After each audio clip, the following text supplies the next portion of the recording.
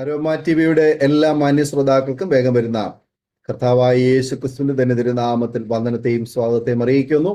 അനുഗ്രഹീതവും മനോഹരമായ നല്ല നിമിഷങ്ങൾക്കായി, നല്ല ദിവസത്തിനായി ഞാൻ കർത്താവിന് സ്തോത്രം ചെയ്യുന്നു. ഇന്ന് നമ്മുടെ ക്ഷണം സ്വീകരിച്ച് നമ്മോടൊപ്പം ജോയിൻ ചെയ്തിരിക്കുന്നത് കർത്താവിന്റെ വിലപ്പെട്ട ദാസൻ പ്രിയ മാത്തിച്ചായനാണ്. അതുപോലെ തന്നെ അദ്ദേഹത്തിന്റെ മൂത്ത സഹോദരന്റെ കൈക്കീഴിൽ സ്നാനപ്പെട്ടതുമായ കർത്താവിന്റെ വിലപ്പെട്ട ദാസൻ പ്രിയ മാത്തിച്ചായന്റെ ഒരുപാട് അനുഭവങ്ങളും ഓർമ്മകളും ദൈവനാമ മഹത്വത്തിന് വേണ്ടി അരോമ ടിവിയുടെ പ്രേക്ഷകരോടൊപ്പം പങ്കുവയ്ക്കുന്നു.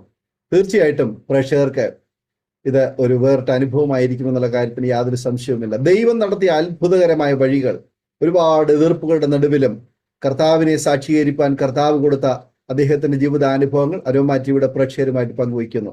ആകയാൽ നമുക്ക് അവർക്ക് ശ്രദ്ധയോട് സ്കിപ്പ് ചെയ്യാതെ അവസാനം വരെ ഈ വീഡിയോ കാണുകയും കേൾക്കുകയും ചെയ്യാം. അത് പ്രേക്ഷകർക്ക് വലിയൊരു അനുഗ്രഹമായിരിക്കും എന്നുള്ള കാര്യത്തിന് യാതൊരു സംശയവുമില്ല.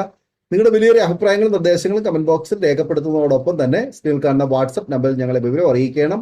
മാത്രമല്ല, സാക്ഷ്യം പറഞ്ഞ പ്രിയപ്പെട്ടവരോടൊപ്പം എല്ലാ തിങ്കളാഴ്ചയും രാത്രി 9 മണി മുതൽ പ്രാർത്ഥിക്കാനുള്ള അവസരമുണ്ട്. അത് നിങ്ങൾ പ്രയോജനപ്പെടുത്തുക. കർത്താവ് നമ്മെല്ലാവരെ സഹായിക്കട്ടെ. നമ്മളെല്ലാവരും ശ്രദ്ധയോടെ പ്രാർത്ഥനയോടെ ആയിരിക്കുമ്പോൾ കർത്താവിന്റെ വിലപ്പെട്ട ദാസൻ പ്രിയ മാത്തിച്ചായനെ തികഞ്ഞ സ്നേഹത്തോടും ആദരവോടും കൂടി അരോമ ടിവിയുടെ പ്രേക്ഷകരോടൊപ്പം സമയം ചെലവഴിക്കുന്നതിനായിട്ട് ഞങ്ങൾ ക്ഷണിച്ചോളൂ.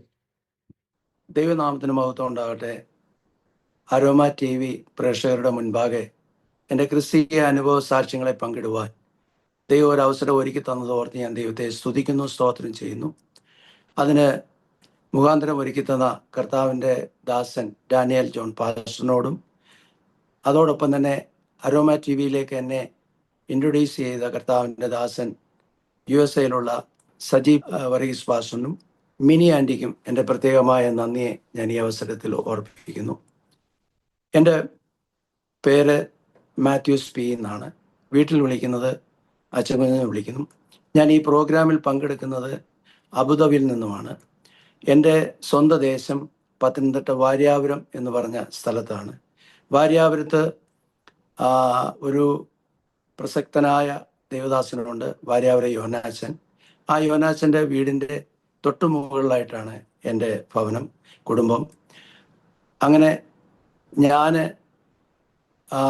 എൻ്റെ കുടുംബത്തിൽ എനിക്ക് 5 സഹോദരങ്ങളാണുള്ളത്. എൻ്റെ മാതാവിനും പിതാവിനും 5 മക്കളിൽ ഏറ്റവും ഇളയ മകനായിട്ടാണ് ഞാൻ ജനിക്കുന്നത്. എൻ്റെ പിതാവും മാതാവും ഒരു ഓർത്തഡോക്സ് പാരമ്പര്യത്തിൽ ജനിച്ച് വളർത്തപ്പെടുവാനായിട്ടിടയായി. അവരിൽ 5 മക്കളിൽ ഏറ്റവും ഇളയ മകനാണ് ഞാൻ. എൻ്റെ വ്യക്തിപരമായ ജീവിതത്തിൽ ദൈവത്തെ അറിയുവാനുണ്ടായ സാഹചര്യം എന്ന് പറയുന്നത്, ഞാനിങ്ങനെ സ്കൂളിൽ പഠിച്ചുകൊണ്ടിരിക്കുന്ന കാലഘട്ടത്തിൽ എൻ്റെ ഒരു 12 വയസ്സ്, ഒരു 6ാം ക്ലാസ്സിൽ പഠിക്കുന്ന സമയം, എൻ്റെ മാതാവിൻ്റെ കുടുംബം എന്ന് പറയുന്നത് ആദ്യകാലങ്ങളിൽ രക്ഷിക്കപ്പെട്ട് സ്നാനപ്പെട്ട് ചർച്ച ബോർഡിൻ്റെ മെമ്പറായിരുന്ന ദാവീച്ചാൻ്റെയും ഏലിയാമ്മയുടെയും മകളായിരുന്നു എൻ്റെ മാതാവ്. എന്നാൽ എൻ്റെ പിതാവെന്ന് പറയുന്നത് ഓർത്തഡോക്സ് പാരമ്പര്യത്തിൽ, അതായത് പരുമല കടവിൽ കുടുംബത്തിൽ ജനിച്ച് വളർത്തപ്പെട്ട് ഒരു ഓർത്തഡോക്സ് പാരമ്പര്യത്തിൽ ജനിച്ച് വളർത്തപ്പെട്ട ഒരു വ്യക്തിയായിരുന്നു. അങ്ങനെ രക്ഷിക്കപ്പെട്ട എൻ്റെ മാതാവും സമുദായത്തിൽ ഓർത്തഡോക്സ് പാരമ്പര്യത്തിൽ ജനിച്ച് വളർത്തപ്പെട്ട എൻ്റെ പിതാവും തമ്മിലുള്ള വിവാഹം നടക്കുകയും അതിനുശേഷം എൻ്റെ മാതാവിൻ്റെ വിശ്വാസത്തിലേക്ക് അവർ വെർബലി പറഞ്ഞു, നമുക്ക് വിവാഹത്തിന് ശേഷം മാതാവുമായി ബന്ധപ്പെട്ട്, കല്യാണത്തിന് ശേഷം മാതാവിൻ്റെ വിശ്വാസവുമായി ബന്ധപ്പെട്ട് മുന്നോട്ട് പോകാമെന്നുള്ള ഒരു ധാരണയിൽ കാര്യങ്ങൾ ചെയ്തെങ്കിലും വാര്യാപുരം ചർച്ചക്കോളിൽ വെച്ച് വിവാഹം നടക്കുകയും വിവാഹം നടന്നതിന് ശേഷം എൻ്റെ പിതാവ് കയ്യിൽ കരുതിയിരുന്ന മിന്നുമാലയെടുത്ത് മാതാവിനെ അണിയിക്കുകയും അതിനുശേഷം എൻ്റെ പിതാവിൻ്റെ വിശ്വാസ രീതിയിലേക്ക് കുടുംബമായി മാറുവാനായിട്ടിടയായി. അങ്ങനെ പരുമലയിൽ താമസിച്ചുകൊണ്ടിരിക്കുമ്പോൾ എൻ്റെ പിതാവ് ഒരു മിലിറ്ററി ഉദ്യോഗസ്ഥനാണ്. ആ മിലിറ്ററി ഉദ്യോഗസ്ഥൻ എന്ന് പറഞ്ഞാൽ വർഷത്തിൽ 1 മാസം വരും, പിന്നെ പോകും. അങ്ങനെയുള്ള സാഹചര്യത്തിൽ എൻ്റെ പിതാവിന് അമ്മയെ തന്നെ നിർത്തിയിട്ട് പോകുന്ന ഒരു വിഷമം ആയതുകൊണ്ട് ആ പരുമലയുള്ള വസ്തു എല്ലാം വിറ്റ് എൻ്റെ അമ്മയുടെ വീടിൻ്റെ അടുത്ത് വസ്തു വാങ്ങിച്ച് വീട് വെക്കുവാനായിട്ടിടയായി. അങ്ങനെ ഞങ്ങൾ കുടുംബമായിട്ട് അമ്മയുടെ വീടിൻ്റെ അടുത്ത് അതായത് ഈ വാര്യാവൂർ യോഹന്നാച്ചൻ്റെ വീടിൻ്റെ അടുത്ത് ഞങ്ങൾക്ക് താമസിക്കുവാനായിട്ടിടയായി. എൻ്റെ പിതാവ് ലീവിന് വരുമ്പോൾ ഞങ്ങൾ എല്ലാവരും ഓർത്തഡോക്സ് പള്ളിയിൽ പോകും. അത് നിർബന്ധമാണ്. ഒരു കാരണവശാലും അതിന് തടസ്സമുണ്ടാകാൻ പാടില്ല. ഞങ്ങൾ എല്ലാ ദിവസവും എല്ലാ സൺഡേയിലും പിതാവിൻ്റെ കൂടെ ചർച്ചിൽ പള്ളിയിൽ പോവുകയും പത്തനംതിട്ട മാക്കാങ്കുന്ന് പള്ളിയിലാണ് ഞങ്ങളുടെ അംഗത്വമുള്ളത്. അങ്ങനെ പോവുകയും വരികയും ചെയ്യുമായിരുന്നു. എന്നാൽ പിതാവ് പോയതിന് ശേഷം ഞങ്ങൾക്ക് മീറ്റിങ്ങിന് പോകുവാനും ഉള്ള താല്പര്യം, അങ്ങനെ വേണമെങ്കിൽ പോകാം, വേണ്ടെങ്കിൽ പോകാം, അങ്ങനെ നിർബന്ധമായിട്ട് ഒന്നുമില്ല. പക്ഷേ പപ്പ വരുമ്പോൾ പോയിരിക്കണം, അതൊരു നിർബന്ധമാണ്. എല്ലാ ദിവസവും രാവിലെ ഒരു 4:45 5 മണിയാകുമ്പോൾ എഴുന്നേറ്റ് പ്രാർത്ഥിക്കുന്ന ഒരു സ്വഭാവം ഞങ്ങളുടെ കുടുംബത്തിൽ എൻ്റെ പിതാവ് വരുമ്പോൾ ഉണ്ടായിരുന്നു. അല്ലെങ്കിൽ ഞങ്ങൾ പാട്ട് പാടി പ്രാർത്ഥിക്കും. അങ്ങനെ കൃത്യസമയം ഇല്ല. എൻ്റെ പിതാവിനാണെങ്കിൽ കൃത്യസമയത്ത് പ്രാർത്ഥിക്കുക, വൈകിട്ടും രാവിലെയും പ്രാർത്ഥിക്കുക എന്നുള്ളൊരു നിർബന്ധ ബുദ്ധി ഉണ്ടായിരുന്നു. അങ്ങനെ മുന്നോട്ട് പോകുന്ന സാഹചര്യത്തിൽ പപ്പ പോയി കഴിഞ്ഞാൽ പിന്നെ ഞങ്ങൾക്ക് പള്ളിയിൽ പോകണമെന്നോ സൺഡേ സ്കൂളിൽ പോകണമെന്നോ അങ്ങനെ ഒരു നിർബന്ധമില്ല. അഥവാ സൺഡേ സ്കൂളിലും പള്ളിയിലും പോകണമെന്നുണ്ടെങ്കിൽ 12 കിലോമീറ്റർ നടന്നെങ്കിലേ ഞങ്ങൾക്ക് പള്ളിയിൽ പോകാൻ ഒക്കത്തുള്ളൂ. 12 കിലോമീറ്റർ എന്ന് പറയുമ്പോൾ രാവിലെ പള്ളിയിൽ 3 കിലോമീറ്റർ അങ്ങോട്ടും 3 കിലോമീറ്റർ ഇങ്ങോട്ടും നടക്കണം. അത് കഴിഞ്ഞിട്ട് സൺഡേ സ്കൂളിൽ പോകണമെന്നുണ്ടെങ്കിലും ഈ 3 കിലോമീറ്റർ നടന്ന് 3 കിലോമീറ്റർ തിരിച്ച് അങ്ങനെ 12 കിലോമീറ്റർ നടന്നെങ്കിലേ ഈ ചർച്ച് പള്ളിയിലും സൺഡേ സ്കൂളിലും അറ്റൻഡ് ചെയ്യാൻ പറ്റുള്ളൂ. അപ്പം സാധാരണഗതിയിൽ സൺഡേ സ്കൂൾ അവോയ്ഡ് ചെയ്യും. അങ്ങനെ സൺഡേ സ്കൂൾ പഠനം ഒരു രീതിയിലും ഞങ്ങൾക്ക് മുന്നോട്ട് പോകുവാനായിട്ട് ഇടയായിട്ടില്ല. അതിനുശേഷം പള്ളിയിൽ പോകുക എന്ന് പറഞ്ഞാൽ ഇഷ്ടമുണ്ടെങ്കിൽ പോവുക വരിക എന്നുള്ളതേ ഉള്ളൂ. അങ്ങനെ മുന്നോട്ട് പോകും. പപ്പ വരുമ്പോൾ മാത്രം പള്ളി പോകുന്ന ഒരു സംവിധാനം. പപ്പ വളരെ കർക്കശമായിട്ട് ഓർത്തഡോക്സിൻ്റെ വിശ്വാസി ആയിരുന്നു. അങ്ങനെ മുന്നോട്ട് പോകുമ്പോൾ ഞാൻ എൻ്റെ സ്കൂൾ ജീവിതം എന്ന് പറയുന്നത് ഞങ്ങളുടെ സ്കൂളിനടുത്ത് ഒരു CMS LP സ്കൂളുണ്ട്, 1 മുതൽ 4 വരെ പഠിപ്പിക്കുന്നത്.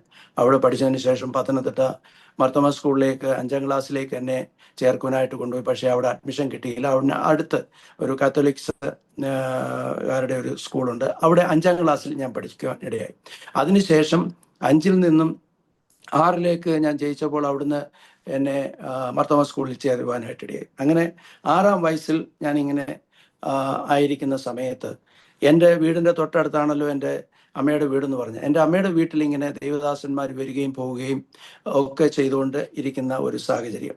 അപ്പോൾ ആ ഒരു കാലഘട്ടത്തിലാണ് എൻ്റെ അപ്പച്ചനാണെങ്കിൽ കാളവണ്ടിയാണ്. പിന്നെ അത്യാവശ്യം ജീവിക്കാനുള്ള ബിസിനസ്സും കാര്യങ്ങളും കൃഷിയും അങ്ങനെയൊക്കെ ജീവിച്ചു പോകുന്ന ഒരു കാര്യം. അപ്പോൾ എല്ലാ ദൈവദാസന്മാരെയും എൻ്റെ അപ്പച്ചൻ കണ്ടു കഴിഞ്ഞാൽ വീട്ടിൽ വിളിച്ചുകൊണ്ട് വന്ന് ഭക്ഷണം കൊടുക്കുക, അങ്ങനെ വളരെ സ്നേഹത്തോടെ ഇടപെടുന്ന ഒരു പിതാവായിരുന്നു എൻ്റെ അപ്പച്ചൻ. അങ്ങനെ ഇരിക്കുമ്പോഴാണ് നമ്മുടെ PV ആശാരി ഉപദേശി, ഏഷ്യയിലെ ഏലിയാവെന്ന് വിശേഷിപ്പിക്കപ്പെടുന്ന കർത്താവിൻ്റെ ദാസൻ അവിടെ വരികയും പോവുകയും ഒക്കെ ചെയ്യുന്ന ഒരു കാലഘട്ടത്തിൽ ഒരു പ്രാവശ്യം വന്നപ്പോൾ എൻ്റെ അപ്പച്ചനെ ദാവീദ് രാജാവേ എന്നാണ് വിളിക്കുന്നത്. ദാവീദ് രാജാവേ, നമുക്കിവിടെ ഒരു കൺവെൻഷൻ നടത്താമെന്ന് പറഞ്ഞു. അപ്പോൾ കൺവെൻഷൻ നടത്താമെന്ന് പറഞ്ഞ് ഇപ്പോൾ അപ്പച്ചൻ പറഞ്ഞു ഓക്കെ നമുക്ക് നടത്തിക്കളയാന്ന് പറഞ്ഞു. അങ്ങനെ വീടിൻ്റെ മുറ്റത്ത് കൺവെൻഷൻ നടത്തിക്കൊണ്ടിരിക്കുമ്പോൾ ആശാര്യോപദേശിയുടെ ഒരു പ്രത്യേകത എന്ന് പറഞ്ഞാൽ ആളുണ്ടോ ഇല്ലയോ എന്ന് നോക്കത്തില്ല, വളരെ ശക്തമായിട്ട് ദൈവത്തിൻ്റെ വചനം വിളിച്ചു പറയും. അപ്പോൾ ഈ മീറ്റിംഗ് നടക്കുമ്പോൾ ഞങ്ങളുടെ വീടിന് തൊട്ടായതുകൊണ്ട് ഞങ്ങൾ പോവുകയും വരികയും ചെയ്യും.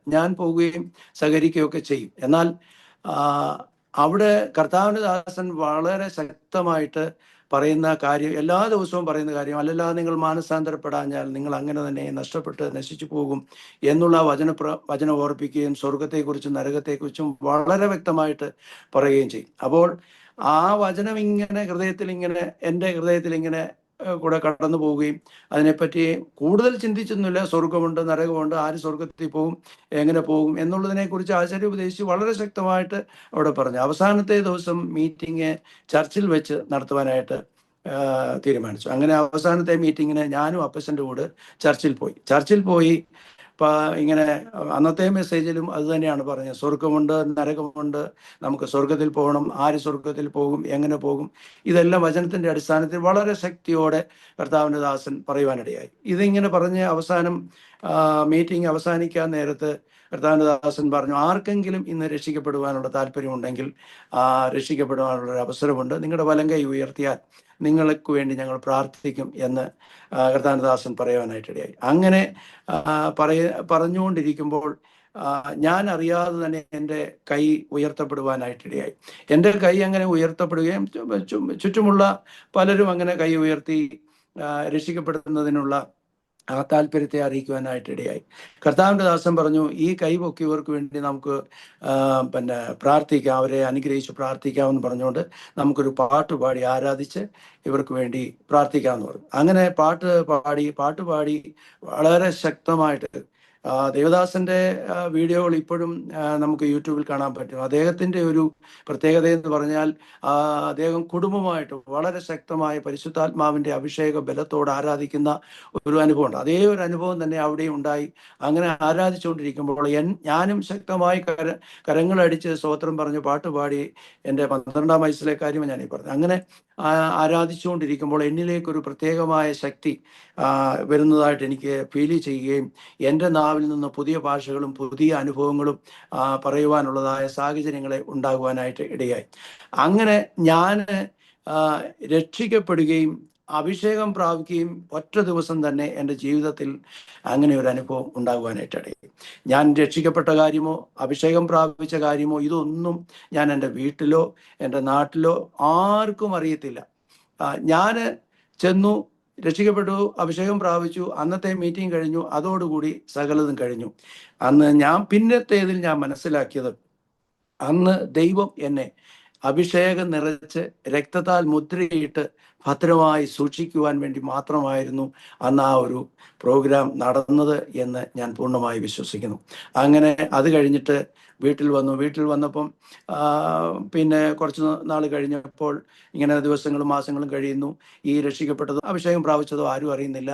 അങ്ങനെ മുന്നോട്ടുള്ള യാത്രയിൽ ഒരു ദിവസം എൻ്റെ മീറ്റിങ്ങിൽ കൂടിയ ഞങ്ങളുടെ വീട്ടിനടുത്തുള്ള ഒരാൾ വീട്ടിൽ വന്നപ്പോൾ ആ സമയത്ത് പപ്പ വീട്ടിലുണ്ടപ്പം പിന്നെ ഈ ബന്ധക്കോസ്തുകാരെ കാണുന്നത് എൻ്റെ പിതാവിന് ഇഷ്ടമല്ല. കാരണം അവരോട് കാണുമ്പോഴേ പറയും സൂത്രക്കാർ വരുന്നു പറഞ്ഞാൽ കള്ളന്മാരെന്നുള്ള രീതിയിൽ അവർ സൂത്രം പറഞ്ഞ് കള്ളത്തരം കാണിച്ച് നടക്കുന്ന ഒരു സ്വഭാവക്കാരാണെന്നുള്ള ഒരു നിലയിലാണ് എൻ്റെ പിതാവ് ബന്ധക്കോസ്തുകാരെ കാണുന്നത്. അപ്പം ബന്ധക്കോസ്തുകാരെ ഒരു കാരണവശാലും പപ്പയ്ക്ക് ഇഷ്ടമല്ല. അവരോട് എതിർക്കുകയും വളരെയധികം അവരോട് വിരോധമായിട്ട് സംസാരിക്കുകയും ചെയ്യും. ഉള്ളിൽ അവരോട് വിരോധമല്ല, പക്ഷെ ഈ ബന്ധക്കോസ്ത് സിസ്റ്റത്തോട് എൻ്റെ പിതാവിന് ഇഷ്ടമല്ല. അങ്ങനെ വീട്ടിൽ വന്ന അദ്ദേഹം ഇങ്ങനെ പറഞ്ഞു, സൂത്രക്കാർ വരുന്നു എന്ന് പറഞ്ഞപ്പം, അങ്ങനെയാണെങ്കിൽ അച്ചമോനോ എന്ന് ചോദിച്ചു. അച്ചമോനോ എന്ന് ചോദിച്ചാൽ അദ്ദേഹത്തിന്റെ മുന്നിൽ വെച്ചാണ് ഞാൻ കൈകൊട്ടി ആരാധിക്കുകയും അഭിഷേകം പ്രാപിക്കുകയും രക്ഷിക്കപ്പെടുകയും ചെയ്തത്. പെട്ടെന്ന് എൻ്റെ അമ്മ അദ്ദേഹത്തെ ഇങ്ങനെ കണ്ണ് കാണിച്ചു, മിണ്ടരുത് എന്നുള്ള രീതിയിൽ കണ്ണ് കാണിക്കുകയും അദ്ദേഹം പിന്നെ മിണ്ടാതിരിക്കുകയും ചെയ്തു. കാരണം അച്ചമോനോ എന്ന് ചോദിച്ച് എന്താണ് വിഷയം എന്ന് ചോദിച്ചു, അന്ന് കാര്യങ്ങൾ ഔട്ടായെങ്കിൽ, അതായത് ഞാൻ രക്ഷിക്കപ്പെട്ടു എന്നുള്ളതും അഭിഷേകം പ്രാപിച്ചു എന്നുള്ളതും അദ്ദേഹം പറയുകയും അവിടെ ആ ഒരു സംഭവം ഉണ്ടായിരുന്നെങ്കിൽ വലിയൊരു വിഷയം ആയിത്തീർന്നതിനെ. കാരണം അമ്മയ്ക്ക് പിന്നെ അവിടെ ജീവിക്കാൻ പറ്റാത്തൊരു സാഹചര്യം ഉണ്ടാകും. അമ്മയോട് വഴക്കാവും, നീ മക്കളെ നന്നായി വളർത്താത്തത് കൊണ്ട് പറ്റിയ പ്രശ്നമാണെന്ന് പറഞ്ഞുകൊണ്ട് പിന്നെ വലിയ പ്രയാസങ്ങളുണ്ടാകും. പക്ഷേ ദൈവം അതിനൊന്നും ഇടവരുത്തിയില്ല. അമ്മ കണ്ണു കാണിച്ചു, അദ്ദേഹം പിന്നെ സൈലൻ്റായി, പിന്നെ ഒന്നും മിണ്ടിയില്ല, പിന്നെ സംസാരിച്ച് ആ കാര്യം അങ്ങനെ ഒരു സംഭവം നടന്നതായിട്ടോ ഒന്നുമില്ല. പപ്പായ്ക്കും മനസ്സിലായില്ല, ആർക്കും മനസ്സിലായില്ല. അമ്മയ്ക്ക് പോലും അറിയത്തില്ല ഞാൻ രക്ഷിക്കപ്പെട്ടതാണെന്നും അഭിഷേകം പ്രാപിച്ചത്, ആർക്കും അറിയത്തില്ല. പക്ഷേ ഞാൻ ആ നിലയിൽ ഇങ്ങനെ മുന്നോട്ട് പോയി. അങ്ങനെ മുന്നോട്ട് പോകുന്ന സാഹചര്യത്തിലാണ് 7ാം ക്ലാസ്സിലായപ്പം അത് ഓരോ സ്റ്റെപ്പ് ബൈ സ്റ്റെപ്പായിട്ട് ഇങ്ങനെ മുന്നോട്ട് പോയിക്കൊണ്ടിരിക്കുമ്പം 7ാം ക്ലാസ്സിലായപ്പം ഞങ്ങൾ രാവിലെ കഞ്ഞി കുടിക്കും, അപ്പം പിന്നെ രാവിലെ സ്കൂളിൽ പോകുമ്പം ചിലപ്പോൾ കപ്പ പൊഴിഞ്ഞതായിരിക്കും, അല്ലെങ്കിൽ പിന്നെ ദോശ, ഇഡ്ഡലി ഇങ്ങനെ കഴിച്ച് എന്തെങ്കിലുമൊക്കെ രാവിലെ കാണാം. അപ്പോൾ ഒരു ദിവസം അമ്മ കഞ്ഞി വെച്ചപ്പം കഞ്ഞി ഊറ്റാനായിട്ട് തുടങ്ങിയപ്പോൾ എന്നോട് അമ്മ പറഞ്ഞു, മോനെ പിന്നെ പ്ലാവിൻ്റെ ഇലയാണ് പഴയ കാലങ്ങളിൽ കഞ്ഞി കുടിക്കാനായിട്ട് ഞങ്ങളൊക്കെ ഉപയോഗിച്ചുകൊണ്ടിരുന്നത്. അപ്പം അമ്മ പറഞ്ഞു, ഞാൻ കഞ്ഞി ഊറ്റാൻ പോകാൻ, നീ ഓടിപ്പോയി പിന്നെ പ്ലാവിൻ്റെ ഇല എടുത്തുകൊണ്ട് വരാനായിട്ട് പറഞ്ഞു. അങ്ങനെ പ്ലാവിൻ്റെ ഇല എടുക്കാനായിട്ട് എൻ്റെ വീടിൻ്റെ തൊട്ടടുത്തൊരു പ്ലാവുണ്ട്. വീടിൻ്റെ ഫ്രണ്ട് വശത്ത് 3 തുണ്ടിന് താഴെ ഒരു പ്ലാവുണ്ട്. അപ്പോൾ ഞാൻ എൻ്റെ ചെറുപ്പപ്രായത്തിൽ ഈ വണ്ടി ഓടിച്ച് ഇങ്ങനെ അടുക്കളയിൽ നിന്ന് ഇങ്ങനെ ഇറങ്ങി ഓടി വീടിൻ്റെ ഫ്രണ്ടിൽ വന്ന് നേരെ താഴോട്ട് പോയി അതുവഴിയാണ് ഞങ്ങൾ വീട്ടിലോട്ട് കയറി വരുന്ന റോഡ്. അതുവഴി നേരെ ഏറ്റവും ലാസ്റ്റത്തെ തുണ്ടിൻ്റെ സൈഡിൽ വലതുവശത്ത് ഈ പ്ലാവ് നിൽക്കുക. ഈ പ്ലാവിൻ്റെ അവിടെ ചെന്ന് അവിടെ തന്നെയാണ് എൻ്റെ ഈ സ്റ്റെപ്പ് ഉള്ളത്. ആ സ്റ്റെപ്പിൽ വഴി കയറി വേണം ഞങ്ങളുടെ വീട്ടിലോട്ട് ഇങ്ങനെ 3 തുണ്ട് കയറി വരാൻ. അപ്പം ഞാൻ അവിടെ ചെന്ന് സഡൻ ബ്രേക്ക് ഇട്ട് ഇങ്ങനെ നമ്മൾ വണ്ടിയായിട്ട് അങ്ങനെ കരുതുകയാണ്, അങ്ങനെ സഡൻ ബ്രേക്ക് ഇട്ട് ഇങ്ങനെ നിൽക്കുകയും താഴോട്ട് ഇങ്ങനെ നോക്കി. താഴോട്ട് നോക്കിയപ്പോൾ ആ സ്റ്റെപ്പേൽ എന്തോ കിടക്കുന്നു. അപ്പം ഞാൻ ഇതുവരെ കാണാത്തൊരു സാധനം. അപ്പം ഞാൻ ആ സാധനം ഇങ്ങനെ എടുത്ത് ഇങ്ങനെ തിരിച്ചും മറിച്ചും നോക്കിയപ്പോൾ എനിക്കൊന്നും മനസ്സിലാകുന്നില്ല. ഒരു ചെമ്പ് തകിടാണ്. അപ്പോൾ എൻ്റെ അന്നത്തെ കൈയുടെ നീളമുണ്ട്. ഒരു ചെമ്പ് തകിട് എനിക്ക് കിട്ടി. അതിലെന്തോ എഴുതിയിരിക്കുന്നു. എനിക്കൊന്നും മനസ്സിലായിട്ടില്ല. അതിനെപ്പറ്റി യാതൊരു അറിവും എനിക്കില്ല. ഞാനത് എടുത്തുകൊണ്ട് അതേ സ്പീഡിൽ എൻ്റെ അമ്മയുടെ അടുത്ത് ചെന്നു. അമ്മയുടെ അടുത്ത് ചെന്നപ്പോഴത്തേക്ക് അമ്മ കഞ്ഞി ഇങ്ങനെ ഊറ്റിക്കൊണ്ടിരിക്കുമ്പോൾ അമ്മ ഇങ്ങനെ തിരിഞ്ഞു നോക്കിയിട്ട് ഞാൻ അമ്മയോട് പറഞ്ഞു, അമ്മ ഇതെന്തോ നോക്കിയെന്ന് പറഞ്ഞു. അപ്പോൾ അമ്മ പറഞ്ഞു, നീ ഒരു കാര്യം ചെയ്യ്, ഇന്നതുപോലെ ചെയ്യാൻ പറഞ്ഞു. അമ്മ എന്തോ എന്നോട് പറഞ്ഞു, ഞാൻ അതേപോലെ അത് ചെയ്തിട്ട് അതേ സ്പീഡിൽ വീണ്ടും അവിടെ പോയി പ്ലാവിൻ്റെ ഇല പറിക്കൊണ്ട് വന്ന് കഴുകി കുമ്പിൾ കുത്തി കഞ്ഞി കുടിച്ചു. സ്കൂളിൽ പോയി. അങ്ങനെ സ്കൂളിൽ പോയി ഈ സംഭവം എനിക്കും എൻ്റെ അമ്മയ്ക്കും മാത്രമേ അറിയത്തുള്ളൂ, മറ്റൊരു വ്യക്തിക്കും അറിയത്തില്ല. അവിടെ ഈ സാധനം കൊണ്ടുവച്ചവർക്ക് അറിയാം, പക്ഷെ എനിക്കും എൻ്റെ അമ്മയ്ക്കും മാത്രമേ അറിയത്തുള്ളൂ. പിന്നീട് എൻ്റെ ജീവിതത്തിൽ ഞാൻ പ്രാപ്തിയായപ്പോഴാണ് എനിക്ക് മനസ്സിലായത് ഇതൊരു കൂടോത്രമായിരുന്നു. ചെമ്പ് തകിടിനകത്ത് എഴുതി ഒന്നുകിൽ ഞങ്ങളെ എല്ലാവരെയും നശിപ്പിക്കുക, അല്ലെങ്കിൽ ആരുടെ പേരിൽ ആ പേരെഴുതി വെച്ചുവോ അവര് ഇതിനെ ആ സ്റ്റെപ്പ് വഴി ഇറങ്ങി പോകുമ്പോൾ അതിനെ കടന്ന് മുന്നോട്ട് പോകുമ്പോൾ ആരൊക്കെ പോകുന്നു അവരുടെ എല്ലാം പേരിൽ ആരുടെയൊക്കെ പേര് അതിനകത്ത് മെൻഷൻ ചെയ്തു അവർക്കൊക്കെയും ജീവിതത്തിൽ ഒന്നിൽ നാശം വരിക, അല്ലെങ്കിൽ മന്ദബുദ്ധിയാകുക, അല്ലെങ്കിൽ ആക്സിഡന്റ് പറ്റുക, അല്ലെങ്കിൽ മരണപ്പെടുക, അങ്ങനെ ഒരു ഉയർച്ച ഉണ്ടാകാതിരിക്കുക എന്നുള്ള രീതിയിൽ ചെയ്ത ഒരു പ്രവൃത്തിയാണത് എന്ന് എനിക്ക് പിന്നീട് മനസ്സിലാക്കുവാനായിട്ട് ഇടയായി. എന്നാൽ ആ സമയത്തൊന്നും എനിക്ക് മനസ്സിലായില്ല. അതോടെ കഴിഞ്ഞു, അതങ്ങനെ പോയി. അതിനുശേഷം ഞാൻ സ്കൂളിൽ 8ാം ക്ലാസ്സിൽ പഠിക്കുമ്പോഴാണ് ഞങ്ങൾക്ക് ആടും പശുവും ഒക്കെ ഉണ്ട്. ആടിനെ തീറ്റാനായിട്ട് ഒരു ദിവസം അവധിയായിരുന്നു എനിക്ക്. അതുകൊണ്ട് ഞാൻ അന്ന് ആടിനെ അഴിച്ചുകൊണ്ട് ഞങ്ങളുടെ വീടിൻ്റെ പുറകുവശത്ത് എന്ന് പറയുന്നത് ഒരു വലിയ മലയാണ്, കൊട്ടതട്ടി മല എന്ന് പറയും. ആ കൊട്ടതട്ടി മല എന്ന് പറയുന്ന ആ ദേശത്തുള്ളതിൽ വെച്ച് ഏറ്റവും വലിയ ഉയരം കൂടിയ മലയാണ് കൊട്ടതട്ടി മല. അങ്ങനെ ആ കൊട്ടതട്ടി മലയുടെ ചരിവിന് ഞാനിങ്ങനെ ചെന്ന് ഈ ആടിനെ തീറ്റിക്കൊണ്ടിരിക്കുകയും അതോടൊപ്പം തന്നെ അവിടെയൊക്കെ കശുമാവുണ്ട്, കശുമാവ് എൻ്റെ വലിയ മരങ്ങളുണ്ട്. ആ മരത്തിൽ പറങ്ങാണ്ടി ഇങ്ങനെ നിൽക്കുന്നത് കണ്ടുകൊണ്ട് ഞാനത് പറിക്കാനായിട്ട്, വലിയ മരമാണ്, ഇങ്ങനെ കയറി ചെല്ലുകയും ആ മരത്തിൽ കയറി ഒരു കമ്പയിലോട്ട് ഞാനിങ്ങനെ നിൽക്കുന്നു. ആ നിന്നതിൻ്റെ ശേഷം എൻ്റെ വയറിനോട് ചേർന്ന് വേറൊരു കമ്പുണ്ട്. അപ്പോൾ ഞാനൊരു കമ്പയിൽ നിൽക്കുന്നു, എൻ്റെ വയറിനോട് ചേർന്ന് വേറൊരു കമ്പ്. അതിനുശേഷം എൻ്റെ ഫ്രണ്ടിൽ കുറേ കശുമാങ്ങ ഇങ്ങനെ പഴുത്ത് കിടക്കുകയാണ്. അത് പറിക്കാനായിട്ട് ഞാൻ ഇങ്ങനെ നോക്കുമ്പോൾ ഒരു വിധത്തിലും എനിക്കത് പറിക്കാൻ പറ്റത്തില്ല. എത്ര എത്തി നോക്കിയിട്ടും പറ്റത്തില്ല. അവസാനം ഞാൻ വളരെ ശ്രമിച്ചത് പറിക്കാനായിട്ട് ശ്രമിക്കുകയും എൻ്റെ വയറ്റത്തുള്ള കമ്പയിലോട്ട് എൻ്റെ ബാലൻസ് തെറ്റി ഞാൻ തലകുത്തി. എൻ്റെ തല താഴെയും എൻ്റെ കാല് മേളിലുമായിട്ട് ഞാൻ നേരെ താഴോട്ട് പോയി ഒരു കല്ലിൻ്റെ മുകളിൽ ചെന്ന് എൻ്റെ തല ചെന്നിടിച്ച് തലയിൽ മുറിവുണ്ടായി. ഞാൻ താഴെ കിടക്കുകയാണ്. പെട്ടെന്ന് ഞാൻ തലയെ കൈവച്ച് നോക്കിയപ്പം ബ്ലഡ് വരുന്നു. ഞാൻ പെട്ടെന്ന് ആടിനെയെല്ലാം പിടിച്ചുകൊണ്ട് വീട്ടിൽ ചെന്നപ്പം വീട്ടിൽ അമ്മയില്ല. അമ്മ അന്ന് ചിട്ടിഫണ്ടിൽ, അതായത് കുന്നിരിക്കൻ ചിട്ടിഫണ്ടിൽ റാന്നിയിൽ പൈസ അടയ്ക്കാനായിട്ട് അവിടെ പോയിരിക്കുകയാണ്. ഞാൻ ചെന്ന് കുറച്ച് കഴിഞ്ഞപ്പോൾ അമ്മ വന്നപ്പോഴേ എന്തോ പറ്റിയെന്ന് ചോദിച്ച ഉടനെ അമ്മ അന്നത്തെ കാലഘട്ടത്തിൽ കാപ്പിപ്പൊടിയും പഞ്ചസാരയൊക്കെ എൻ്റെ തലയിൽ വെച്ചെങ്കിലും അമ്മ പറഞ്ഞു നമുക്ക് ഹോസ്പിറ്റലിൽ പോയിട്ട് കാണിക്കാമെന്ന് പറഞ്ഞ് അന്നെ ഹോസ്പിറ്റലിൽ പോയി. അങ്ങനെ അത് കൊണ്ടുപോയി കാണിച്ച് ഹോസ്പിറ്റൽ ഡോക്ടർ തന്നെ അന്ന് 6 കുത്തിക്കെട്ട് എൻ്റെ തലയിൽ ഇടുവാനായിട്ടാണ്. അന്നത്തെ ആ വീഴ്ചയിൽ ശത്രുവായവൻ എന്നെ തകർത്ത് കളയുവാനാണ് നോക്കിയത്. ഇതെല്ലാം എനിക്ക് പിന്നീടാണ് മനസ്സിലാകുന്നത്. കാരണം അന്ന് എൻ്റെ പെടലി ഒടിഞ്ഞു പോകേണ്ട ഒരു സാഹചര്യമാണ് എൻ്റെ ജീവിതത്തിൽ ഉണ്ടായത്. ഒരു കല്ലിലോട്ട് തല ചെന്ന് ഇടിക്കുന്നു, തല കീഴായിട്ട് വരുന്നു. ആ ഇടിയുടെ ആഘാതത്തിൽ എൻ്റെ പെടലി ഒടിയുകയോ എന്തെങ്കിലും പറ്റിയിരുന്നെങ്കിൽ ഞാൻ ജീവശവമായിട്ട് കിടക്കേണ്ട ഒരു സാഹചര്യം അന്ന് എൻ്റെ ജീവിതത്തിൽ ഉണ്ടാകുമായിരുന്നു. എന്നാൽ ആ ദൈവം അവിടെയും എന്നെ കാത്തു പരിപാലിക്കാനായിട്ട് ഇടയായി. ഞാൻ എവിടെയെല്ലാം പോയോ അവിടെയെല്ലാം എനിക്ക് നിഴലായി. ഞാൻ എവിടെ പോയിരുന്നാലും എൻ്റെ കൂടെ വന്നിരിക്കും, എൻ്റെ കൂടെ നടന്ന് എന്നെ പരിപാലിക്കുന്ന ഒരു ദൈവം.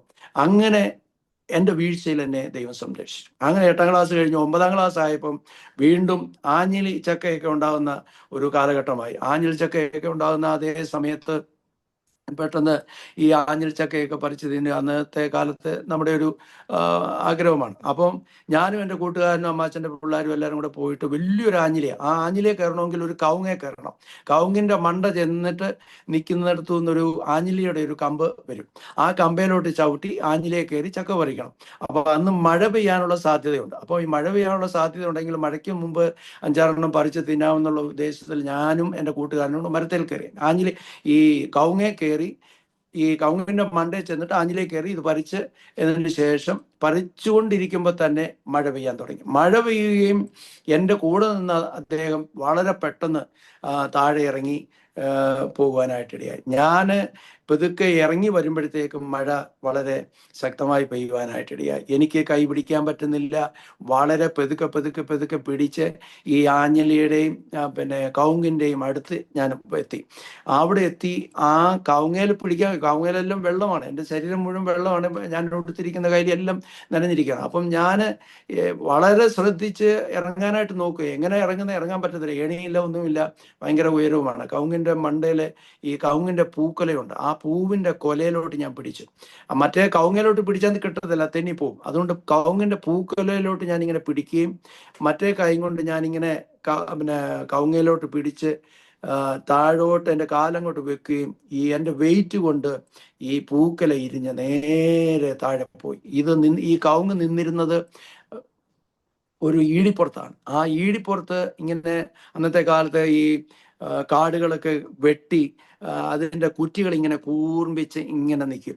അപ്പോൾ ഈ കുറ്റികളെല്ലാം അവിടെ നിൽക്കുകയാണ്. ആ കുറ്റിയുടെ പുറത്തോട്ട് വന്ന് എൻ്റെ ഈ ഇടത്ത് സൈഡ് ഇടിച്ച് ആ ഈടിയെന്ന് നേരെ താഴെ കുഴി എന്ന് പറയുമ്പോൾ മഴയൊക്കെ പെയ്യുമ്പോൾ വെള്ളം ഒഴുകുന്ന ഒരു കുഴിയാണ്, അല്ലാത്തപ്പം വെള്ളമില്ല. മഴ പെയ്യുമ്പോൾ, വലിയ മഴ പെയ്യുമ്പോൾ അതുവഴി വെള്ളം ഒലിച്ചു പോകുന്നൊരു തരം ആ കുഴിയിലേക്ക് വീണു. ഞാൻ വീഴുകയും അതിഭയങ്കരമായ ഒരു സൗണ്ട് ഉണ്ടാക്കിയെന്നാണ് പറഞ്ഞത്. ഞാനത് കേട്ടില്ല, എനിക്കറിയത്തില്ല. എൻ്റെ ബോധം നഷ്ടപ്പെട്ടു, ഞാൻ അവിടെ കിടക്കുകയാണ്. ഞാൻ അവിടെ കിടക്കുമ്പോൾ എൻ്റെ കൂട്ടുകാരൻ എൻ്റെ ഈ സൗണ്ട് കേട്ടതുകൊണ്ട് ഞാൻ മരിച്ചുപോയി എന്നുള്ള ധാരണയിൽ അദ്ദേഹം പെട്ടെന്ന് ഓടിപ്പോയി തൊട്ടടുത്ത വീടിൻ്റെ കട്ടിൻ്റെ കീഴെ പോയി കിടന്ന് പുള്ളിക്കാരൻ അവിടെ ഇരിക്കുകയാണ്. അദ്ദേഹം പുറത്തു വരുന്നില്ല. അപ്പോഴത്തേക്ക് ഞാൻ അവിടെ ബോധമില്ലാതെ കിടക്കുക. എൻ്റെ അമ്മാച്ചൻ്റെ മക്കള് പെട്ടെന്ന് എൻ്റെ വീട്ടിൽ ചെന്ന് പറഞ്ഞു, അച്ഛൻ ഈ മരത്തിൽ നിന്ന് വീണ് പിന്നെ താഴെ വീണെന്ന് പറഞ്ഞു. ഉടനെ എൻ്റെ ഏറ്റവും ഇളയ അമ്മാച്ചൻ്റെ വൈഫും അവരിന്ന് അമ്മാമ്മയൊക്കെ ഇന്ന് ഡാളസിലാണ്. അമ്മാമ്മയും എൻ്റെ മൂത്ത ജ്യേഷ്ഠനും കൂടെ ഓടി വന്നിട്ട് എൻ്റെ കാലിനും കൈക്കും പിടിച്ച് എന്നെ ഇങ്ങനെ വലിച്ചെടുത്തുകൊണ്ട് പോവുകയാണ്. എനിക്ക് ബോധമില്ല. വീട്ടിലോട്ട് ചെന്ന് കയറുകയും എനിക്ക് ബോധം വീഴുകയും ഞാൻ അവിടെ ചെന്ന് ഇങ്ങനെ എന്നെ ഇരുത്തിയപ്പം എനിക്ക് ഇരിക്കാനും വയ്യ, നിൽക്കാനും വയ്യ, ആകെപ്പാടെ വെപ്രാളം. അങ്ങോട്ട് പോകുന്നു ഇങ്ങോട്ട് പോകുന്നു, എന്താന്ന് പറയുന്നത്. എന്നെ ഭാഗ്യമായിട്ട് നോക്കിയാൽ എനിക്ക് ഒരു കുഴപ്പമില്ല. ഞാനന്നൊരു ചുമന്ന കള്ളിയുള്ള ഒരു കൈലിയാണ് കൊടുത്തിരുന്നത്. അപ്പോൾ ഈ ബ്ലഡ് വന്നാലും ചുമന്ന കൈലി ആയതുകൊണ്ട് ബ്ലഡ് ആർക്കും കാണാൻ കഴിയുന്നില്ല. അപ്പം ഞാനിങ്ങനെ അങ്ങോട്ടും ഇങ്ങോട്ടും ഓടുന്നത് കണ്ടുകൊണ്ട് അമ്മ ഓടി വന്നിട്ട് എന്നെ ഇങ്ങനെ തപ്പി നോക്കിയിട്ട് കയ്യിലോട്ട് നോക്കിയപ്പോൾ ബ്ലഡ് ഇരിക്കുന്നു. അപ്പോൾ കാരണം ശരീരം മുഴുവൻ നനഞ്ഞിരിക്കുകയല്ലോ, അറിയത്തില്ല, ബ്ലഡ് പോകുന്നതും കാണാൻ പറ്റുന്നില്ല. പെട്ടെന്ന് ആ സൈഡ് ഇങ്ങനെ മാറ്റി നോക്കിയപ്പോൾ ഈ കുറ്റിയെ കൊണ്ടിട്ട് കുറ്റി ഇങ്ങനെ കയറി പൊളന്ന് ഇരിക്കുകയാണ് എൻ്റെ ഇടത്ത് സൈഡത്തെ ഏണിൻ്റെ അവിടെ. ഉടനെ പിന്നെ ഹോസ്പിറ്റലിലേക്ക് എൻ്റെ അമ്മയും എൻ്റെ സഹോദരങ്ങളും വണ്ടി വിളിച്ച് പെട്ടെന്ന് ഹോസ്പിറ്റലിൽ പോയി. അവിടെ 12 കുത്തിക്കെട്ട്, തലയിൽ 6 കുത്തിക്കെട്ട്, എൻ്റെ ഈ ഏണിന് 12 കുത്തിക്കെട്ട്. അന്ന് ആ വീഴ്ചയിൽ എൻ്റെ നടുവൊടിച്ച് എന്നെ നശിപ്പിക്കണം, ഇല്ലാതാക്കണമെന്നായിരുന്നു പിശാചിൻ്റെ തന്ത്രം. എന്നാൽ അവിടെയും ദൈവത്തിൻ്റെ കരുതൽ എനിക്ക് അനുഭവിപ്പാനായിട്ടിടയായി. അത്രയും മുകളിൽ നിന്ന് വീണ് നടുവൊടിഞ്ഞ് കിടന്നാൽ എൻ്റെ ജീവിതകാലം മുഴുവനും പിന്നെ എനിക്ക് മുന്നോട്ട് പോകാൻ കഴിയില്ല. ഇങ്ങനെയൊരു സാക്ഷ്യം പോലും പറയുവാനായിട്ട് എനിക്ക് സാധ്യമാവുകയില്ല. എന്നാൽ സ്വർഗത്തിലെ ദൈവം എൻ്റെ കൂടെ ഇരുന്ന് എൻ്റെ വലങ്കൈ നീട്ടി എന്നെ പ്രൊട്ടക്റ്റ് ചെയ്ത് പരിപാലിച്ചു എന്ന് മാത്രമേ എനിക്ക് പറയാനുള്ളൂ. അങ്ങനെ അതും കഴിഞ്ഞു. അപ്പോഴത്തേക്ക് 9ാം ക്ലാസ്സായി. പിന്നെ 10ാം ക്ലാസ്സിലേക്ക് പോവുകയാണ്. 10ാം ക്ലാസ്സിലൊക്കെ ആയപ്പോൾ എൻ്റെ പിതാവ് 33 വർഷത്തെ സർവീസ് കഴിഞ്ഞ് തിരിച്ചു വരുന്ന സമയമായി. ആ സമയത്ത് എൻ്റെ സഹോദരങ്ങളെല്ലാം പൂനെയിലാണ് സെറ്റിൽ ചെയ്തിരിക്കുന്നത്. എന്ന് പറഞ്ഞാൽ എൻ്റെ പിതാവ് ലാസ്റ്റ് പോസ്റ്റിംഗ് കിട്ടിയത് പൂനെയിലാണ്. അപ്പോൾ അതുകൊണ്ട് അവിടെ തന്നെ എല്ലാവരും പോവുകയും ജോലി കിട്ടി. എൻ്റെ മൂത്ത 3 സഹോദരങ്ങൾക്കും അവിടെ തന്നെ ജോലി, എൻ്റെ പെങ്ങളെ വിവാഹം കഴിച്ചു പോകാനും ഒക്കെ ഇടയായത്. അതെല്ലാം പൂനെയിൽ വെച്ചാണ് നടന്നത്. അങ്ങനെ ഞങ്ങൾ പൂനെയിൽ സെറ്റിലായി നിൽക്കുമ്പോഴാണ് ഞാൻ 10ാം ക്ലാസ് പഠിക്കുന്നത്. 10ാം ക്ലാസ് പഠിച്ചുകൊണ്ടിരിക്കുമ്പോൾ ഞാൻ ആരുമില്ല, അമ്മ മാത്രമേ ഉള്ളൂ. പിന്നെ ഞാൻ എൻ്റെതായ വ്യക്തിപരമായ ജീവിതത്തിൽ എൻ്റെ ഇഷ്ടപ്രകാരം ജീവിക്കുന്ന ഒരു കാലഘട്ടം. അങ്ങനെ ആ പോകുന്ന കാലഘട്ടത്തിൽ അവിടെ സമരം ഉണ്ടാക്കുക, വഴക്കിന് മുന്നിൽ നിൽക്കുക, അങ്ങോട്ടും ഇങ്ങോട്ടും വളരെ പിന്നെ മോശമായ രീതിയിലുള്ള ജീവിതം. 10ാം ക്ലാസ്സിലുള്ള എൻ്റെ ജീവിതം അങ്ങനെയായിരുന്നു. അങ്ങനെ മുന്നോട്ട് പോകുമ്പോൾ ഒരു പ്രശ്നമുണ്ടായി. ഞാനിങ്ങനെ വഴക്കായി, അടിപിടി കേസായി. അങ്ങനെ ഞാൻ ഗവൺമെൻറ് ഹോസ്പിറ്റലിൽ അഡ്മിറ്റായിട്ട് കിടക്കുക എന്ന് പറഞ്ഞാൽ കേസ് ഫയൽ ചെയ്യണം. അതിന് ഗവൺമെൻറ് ഹോസ്പിറ്റലിൽ നിന്ന് പേപ്പർ വേണം. അതിന് ഞാൻ അഡ്മിറ്റായിട്ട് അവിടെ കിടക്കുമ്പോൾ എൻ്റെ പിതാവ് അന്നത്തെ അതേ ദിവസമാണ് 33 വർഷത്തെ സർവീസും കഴിഞ്ഞ് മടങ്ങി വീട്ടിൽ വരുമ്പോൾ നേരെ വീട്ടിൽ വന്നിട്ട് എന്നെ കാണുന്നത് ഹോസ്പിറ്റലിൽ വെച്ചാണ്. ഹോസ്പിറ്റലിൽ വെച്ച് കാണുമ്പോൾ എന്താ പറയുക, ഒന്നും പറയാനില്ല. ഇനിയിപ്പം കഴിഞ്ഞതെല്ലാം കഴിഞ്ഞു, ഒന്നുമില്ല. അവസാനം പിന്നെ അത് കേസില്ലാതെ വക്കീലിനെ കൊണ്ട് സംസാരിച്ച് ആ കേസ് രമ്യതയിൽ തീർത്ത് അങ്ങനെ 10ാം ക്ലാസ്സിലെ പ്രശ്നം അതൊഴിവായി. അവസാനം എക്സാം കഴിഞ്ഞിട്ട് റിസൾട്ടിന് വേണ്ടി വെയിറ്റ് ചെയ്തപ്പോൾ റിസൾട്ടിന് വളരെ ദയനീയമായിട്ട് ഞാൻ തോൽക്കുവാനായിട്ടിടയായി. യാതൊരു വിധത്തിലുള്ളതായ പിന്നെ കഴിഞ്ഞ 10 വർഷം പഠിച്ചതിൻ്റെ യാതൊരു ഗുണവും എൻ്റെ ജീവിതത്തിലില്ല. അപ്പോൾ തന്നെ മനസ്സിലാകും എൻ്റെ മുന്നോട്ടുള്ള ജീവിതത്തിൽ ഞാൻ എപ്രകാരം ജീവിച്ചു എന്നുള്ളത്.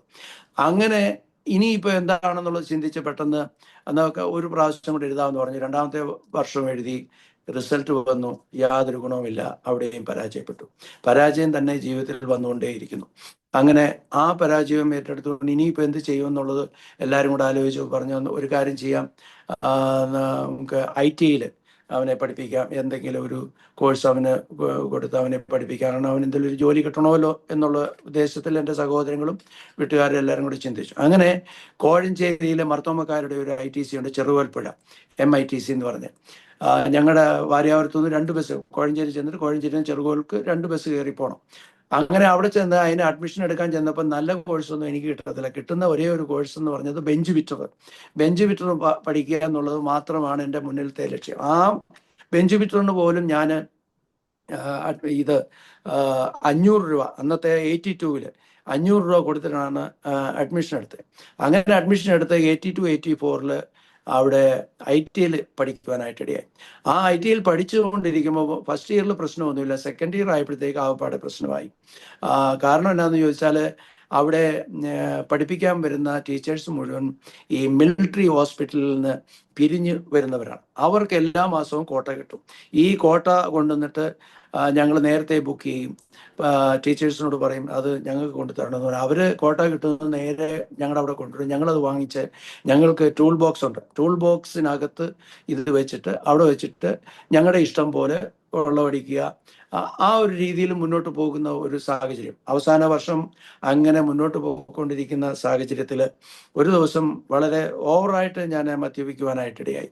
അങ്ങനെ മദ്യപിച്ച് അങ്ങനെ ഇരിക്കുമ്പോൾ ഞങ്ങളുടെ ഈ IT-യുടെ പിന്നെ വലിയ ഹോളാണ്. ആ ഹോളിന് ചുറ്റുമുള്ള കണ്ണാടി പിന്നെ വിൻഡോ എല്ലാം, ജനാൽപ്പാളി എല്ലാം ഗ്ലാസ്സാണ്. അപ്പം എൻ്റെ മനസ്സിൽ പെട്ടെന്ന് തോന്നി, കാറ്റൊന്നും കയറുന്നില്ല, എല്ലാം അടച്ചിട്ടേക്കുവാന്ന് പറഞ്ഞുകൊണ്ട് ഞാൻ എൻ്റെ ഈ കൈ കൊണ്ട് പോയി ഗ്ലാസ് അടിച്ച് പൊട്ടിച്ചു. ഗ്ലാസ് ഇങ്ങനെ അടിച്ച് പൊട്ടിച്ചപ്പോഴേ എൻ്റെ ഈ കൈയുടെ ഇവിടെ നോക്കിയാൽ ഇവിടെ പിന്നെ സ്റ്റിച്ചസ് കാണാം ഈ കയ്യിലും. ആ കൈ ഇങ്ങനെ അടിച്ച് മുന്നോട്ട് പോയി എൻ്റെ ഈ കൈയുടെ ഈ ഭാഗവും കീറുവാനായിട്ടിടയായി. അങ്ങനെ കീറി IT-യിൽ പ്രശ്നമായി. ആ പ്രശ്നം വന്നപ്പോഴത്തേക്ക് പിന്നെ എന്നെ അവിടെ പഠിപ്പിക്കത്തില്ലെന്നായി. അങ്ങനെ വന്ന് പാപ്പനെയും അമ്മയും വിളിച്ചുകൊണ്ട് വരണം. പിന്നെ ടീച്ചേഴ്സും എല്ലാം കൂടെ കൂടിയിട്ട് പറഞ്ഞു അവൻ്റെ ഭാവി നശിപ്പിക്കണ്ട എന്നും പറഞ്ഞുകൊണ്ട് എന്നെ വീണ്ടും അവിടെ പഠിപ്പിക്കാനിടയായി. അപ്പനും അമ്മയും വന്നു, എന്നെ വീണ്ടും അവിടെ പഠിപ്പിച്ച് എക്സാം എഴുതി. റിസൾട്ട് വന്നപ്പോൾ അവിടെയും ദയനീയമായി പരാജയപ്പെടുവാനിടയായി. അപ്പം ജീവിതത്തിൻ്റെ എൻ്റെ പഠിത്തകാലം അതോടുകൂടി അവസാനിച്ചു. ഇനി എനിക്ക് പഠിക്കാനൊന്നുമില്ല, പഠിച്ചാലും ജയിക്കത്തില്ല, എല്ലാം അവസാനിച്ചു.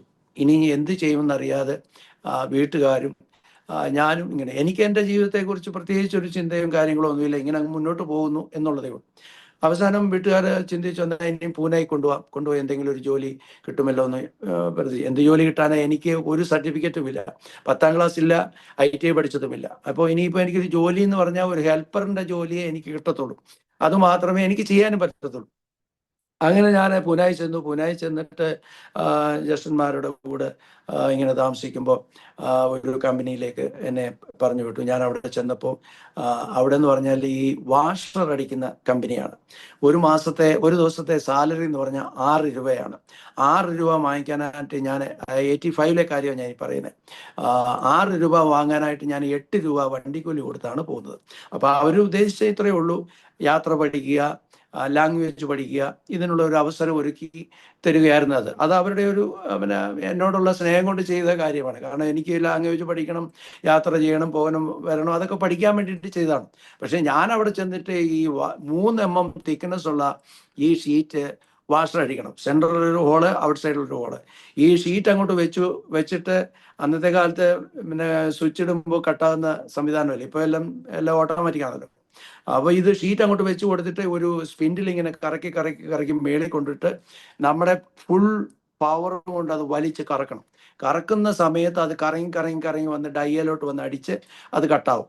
അത് ഈ നമ്മൾ ഫോഴ്സിൽ അടിച്ചില്ലെങ്കിൽ പകുതി കട്ടായിട്ട് നിൽക്കും, ഷീറ്റും കേടാവും, പിന്നെ എനിക്ക് അവിടെ ജോലിയും കിട്ടത്തില്ല. അപ്പം ഞാൻ അവിടെ നിൽക്കുമ്പം ഒരു പ്രശ്നവും ഉണ്ടാകരുത് എന്ന് വിചാരിച്ചുകൊണ്ട് ഞാൻ എൻ്റെ കഴിവിൻ്റെ പരമാവധി ശക്തിയോടെ ഇങ്ങനെ വലിച്ചടിച്ചടിച്ച് 1 മാസം അടിച്ചപ്പോഴത്തേക്ക് എൻ്റെ ചെസ്റ്റിന് ഭയങ്കരമായ വേദനയായപ്പോൾ ഞാൻ ഈ വേദനയുണ്ടെന്ന് എൻ്റെ സഹോദരങ്ങളോടോ വേണ്ടപ്പെട്ടവരോടോ വീട്ടിലോ ഒന്നും പറയാൻ പറ്റത്തില്ല. കാരണം നീ പഠിക്കാത്തതിൻ്റെയാണ്, നീ അനുഭവിച്ചോ എന്ന് പറയും. അതുകൊണ്ട് ഞാൻ ഈ വേദന സഹിച്ച് ഇങ്ങനെ പോയി. 1 മാസം കഴിഞ്ഞപ്പം എൻ്റെ ജ്യേഷ്ഠൻ അവിടെ പൂനെയിൽ തെർമാക്സ് എന്ന് പറഞ്ഞൊരു കമ്പനിയിലാണ് ജോലി ചെയ്യുന്നത്. അപ്പോൾ തെർമാക്സിൻ്റെ ഈ സബ് കോൺട്രാക്ടേഴ്സ് ഉണ്ട്, അവരുമായിട്ട് എൻ്റെ ജ്യേഷ്ഠന് പരിചയമുണ്ട്. അങ്ങനെ ഒരു തമിഴ്നാട്ടിലുള്ള ഇബ്രാഹിം എന്ന് പറഞ്ഞൊരു ഒരാളുടെ കമ്പനിയിൽ എന്നെ ഒന്ന് പിന്നെ പരിചയപ്പെടുത്തി ജോലി കൊടുക്കാമോ എന്ന് ചോദിച്ചപ്പം അദ്ദേഹം പറഞ്ഞു, വന്നോ ജോലി ചെയ്തോളാം പറഞ്ഞു, ജ്യേഷ്ഠനോട് പറഞ്ഞു. അങ്ങനെ പിറ്റേ ദിവസം 1 മാസത്തോളം അവിടെ ജോലി ചെയ്തിട്ട് പിന്നെ ഈ കമ്പനി ജോലിക്ക് ചെന്നു. അവിടെ ചെന്നപ്പോൾ എനിക്ക് വളരെ ഇഷ്ടപ്പെട്ടു. കാരണം അവിടെ എല്ലാം ഷീറ്റ് മെറ്റൽ വർക്കാണ്. എനിക്ക് ഫാബ്രിക്കേഷൻ ഭയങ്കര ഇഷ്ടമാണ്. ഞാൻ മാർക്ക് ചെയ്യുക, കട്ട് ചെയ്യുക, ബെൻഡ് ചെയ്യുക, അങ്ങനെയുള്ള കാര്യങ്ങളൊക്കെയാണ്. എനിക്കത് വളരെ ഇഷ്ടപ്പെട്ടു. അപ്പോഴത്തേക്ക് സാലറി അവിടെ നിന്ന് മാറി 15 രൂപയായി ഡെയിലി. 450 രൂപ എനിക്ക് ശമ്പളമായി. 86 കാര്യമാണ് ഞാൻ പറയുന്നത്.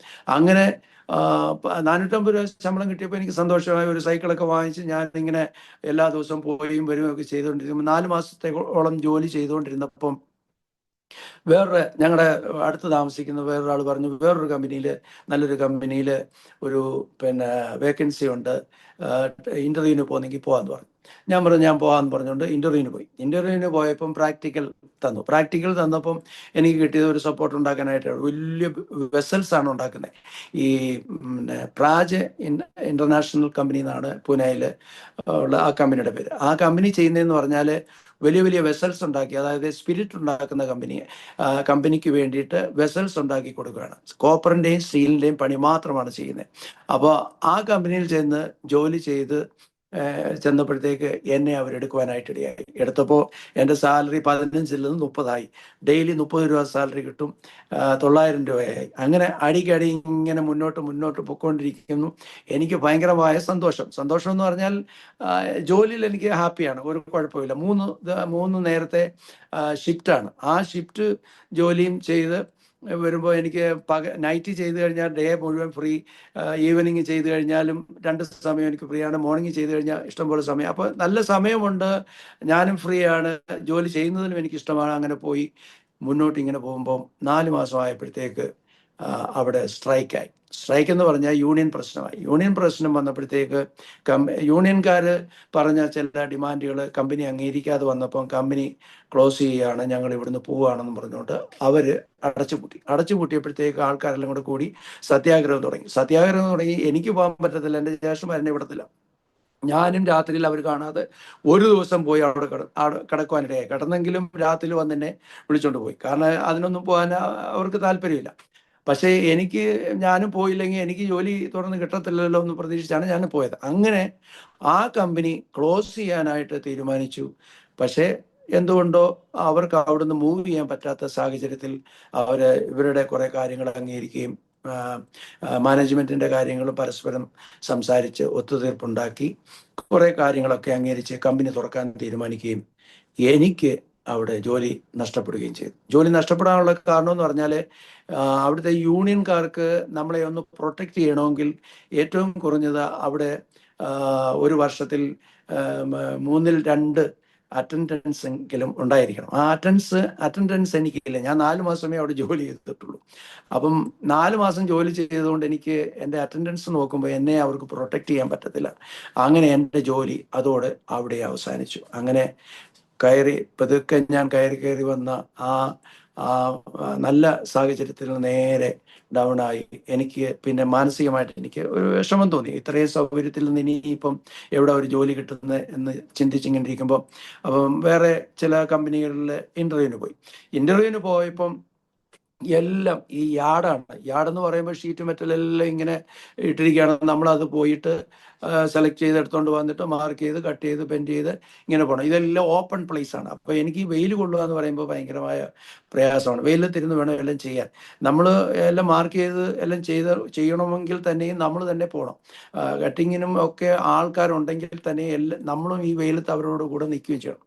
അതെനിക്ക് വിഷമമായിട്ട് ഞാൻ എൻ്റെ മനസ്സുകൊണ്ട് ഇങ്ങനെ പറഞ്ഞു, ഞാൻ ഇനിയും ജോലി ചെയ്യുന്നെങ്കിൽ ഒന്നുകിൽ അമേരിക്ക ജോലി, ഇല്ലെങ്കിൽ ഗൾഫ് രാജ്യങ്ങളിൽ ജോലി ചെയ്യുമെന്ന് പറഞ്ഞു. അങ്ങനെ ഗൾഫ് രാജ്യങ്ങളിൽ ജോലിയോ അല്ലെങ്കിൽ അമേരിക്കയിൽ ജോലിയോ എന്ന് പറഞ്ഞു. എനിക്ക് പിന്നെ അവിടെ നിൽക്കാൻ താല്പര്യം ഉണ്ടായില്ല. ഞാൻ നേരെ നാട്ടിൽ വന്നപ്പം നാട്ടിൽ പിന്നെ എന്താ വഴി, മറ്റു മാർഗങ്ങളൊന്നുമില്ല, ഒരു വഴിയുമില്ല. പപ്പായുടെ കൂടെ നിൽക്കുക എന്ന് പറഞ്ഞാൽ ഭയങ്കര ടാസ്ക്കാണ്. കാരണം പപ്പ എന്ന് പറഞ്ഞാൽ മിലിറ്ററിക്കാരനാണ്. വൈകിട്ട് വിളക്ക് കത്തുന്നത് വരെ പറമ്പിലാണ്. ആ വിളക്ക് കത്തിയാൽ പിന്നെ വീട്ടിൽ കയറും. അതേപോലെയാണ് പശുവുണ്ട്, ആടുണ്ട്, കൃഷിയുണ്ട്, എല്ലാ ജോലിയും ചെയ്യും. അവർ മിലിറ്ററിക്കാരായതുകൊണ്ട് അവർക്ക് മടുപ്പില്ല. കാരണം ആ ഒരു പരിശീലനം അവർക്കുണ്ട്. അതേപോലെ തന്നെ ഞങ്ങൾ നിൽക്കണം. ഞങ്ങൾ പപ്പായുടെ കൂടെ നിന്ന് ജോലി ചെയ്തില്ലേ പിന്നെ പ്രശ്നമാണ്, ആകെപ്പാടെ പ്രശ്നമായി. അപ്പം നാട്ടിലിങ്ങനെ നിൽക്കുന്നത് കണ്ടിട്ട് എൻ്റെ ജ്യേഷ്ഠൻ്റെ ഒരു അളിയനും പിന്നെ എല്ലാവരും കൂടെ കൂടിയിട്ട് ഒരു ടയർ റീറ്റഡിങ് കമ്പനിക്ക് എറണാകുളത്ത് പാലാരിവട്ടത്തിട്ടപ്പോൾ എന്നെ ഏൽപ്പിച്ചു. ഞാനതിങ്ങനെ കൊണ്ടു നടക്കാനായിട്ട് അവിടെ ചെന്ന് ഇങ്ങനെ പോയി വന്നും അവിടെ നിന്നും ആ കാര്യങ്ങൾ ചെയ്തപ്പോൾ 2 വർഷം പിന്നെ ആ ബിസിനസ് പോകാനായിട്ട് ഇടയായി. അങ്ങനെ 2 വർഷം പോയതിന് ശേഷം അതും വിൽക്കുവാനായിട്ടിടയായി. കാരണം എന്താ വെച്ചാൽ അത് മുന്നോട്ട് പോവുകയില്ല. കാരണം കഷ്ടിച്ചത് മൂവ് ചെയ്യും എന്നുള്ളതല്ലാതെ നമുക്കൊരു പ്രോഫിറ്റ് ഇല്ലാത്തൊരു സാഹചര്യത്തിൽ അത് ക്ലോസ് ചെയ്യാനായിട്ടിടയായി. വീണ്ടും ഞാൻ വീട്ടിലേക്ക് വന്നു. വീട്ടിൽ വന്നപ്പോൾ വീട്ടിൽ പപ്പായുടെ കൂടെ നിൽക്കണം. പപ്പായുടെ കൂടെ നിൽക്കുക എന്ന് പറയുന്നത് ഭയങ്കരമായ പ്രയാസമായി. അങ്ങനെ ജോലി ചെയ്ത് ഇങ്ങനെ ഒരു നിവൃത്തിയില്ല. അപ്പോഴത്തേക്ക് എനിക്ക് വയസ്സ് 27, 28 വയസ്സായി. ഈ സമയത്തൊക്കെ ഞാൻ നാട്ടിൽ നിൽക്കുകയാണ്. യാതൊരു നിവൃത്തിയുമില്ല. എന്ത് ചെയ്യണമെന്ന് അറിയാതെ ഇങ്ങനെ ഇരിക്കുമ്പോഴാണ് അങ്ങനെ ഈ 29 വയസ്സായപ്പോൾ എൻ്റെ അമ്മാച്ചന് ബിലായില് സ്റ്റീൽ പ്ലാന്റിൽ ജോലി ചെയ്യുക. അപ്പം അമ്മാച്ചൻ വന്നപ്പോൾ കാരണം ഞാൻ ഇനിയും വീട്ടിൽ നിൽക്കത്തില്ലെന്നുള്ള ആ ഉദ്ദേശത്തിൽ ഞാൻ അമ്മയോട് പറഞ്ഞു, ഞാൻ ബിലായി സ്റ്റീൽ പ്ലാന്റ് കാണാൻ പോകാന്ന് പറഞ്ഞുകൊണ്ട് എൻ്റെ അമ്മാച്ചൻ്റെ കൂടെ പോകാനായിട്ട് തീരുമാനിച്ചു. എൻ്റെ പോക്കെന്ന് പറഞ്ഞാൽ ഇനിയും തിരിച്ച് വരവില്ല. കാരണം കഴിഞ്ഞു. ഇനിയിപ്പം വീട്ടിൽ നിന്നിട്ട് കാര്യമില്ല. പോകുന്ന പോക്കിൽ എന്തെങ്കിലും കിട്ടട്ടെ, ഇല്ലെങ്കിൽ എവിടെയെങ്കിലുമൊക്കെ ജീവിക്കുക എന്നുള്ള ഒരു തീരുമാനത്തിലായി പോകുന്നത്.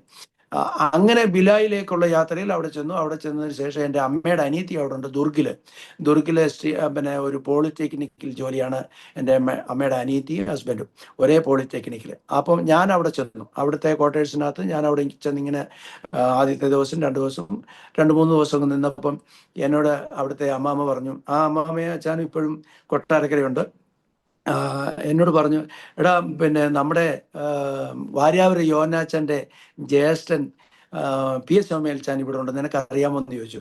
ഞാൻ പറഞ്ഞു, അമ്മാമ എനിക്കറിയത്തില്ല. ഈ റായ്പൂർ എന്ന് പറയുന്ന സ്ഥലം ബിലായിലാണ് ഈ റായ്പൂർ എന്നോ ഇതൊന്നും എനിക്കറിയത്തില്ല. അമ്മാമ പറഞ്ഞപ്പോഴാണ് എനിക്ക് മനസ്സിലാകുന്നത് ഈ റായ്പൂർ ബിലായിലടുത്താണ് എന്നുള്ള കാര്യം മനസ്സിലാകുകയും അത് കേട്ടപ്പോൾ ഞാൻ അമ്മയോട് പറഞ്ഞു, അമ്മ എനിക്ക് അച്ഛനെ ഒന്ന് പോയി കാണാൻ, എനിക്ക് അച്ഛനെ അറിയാം.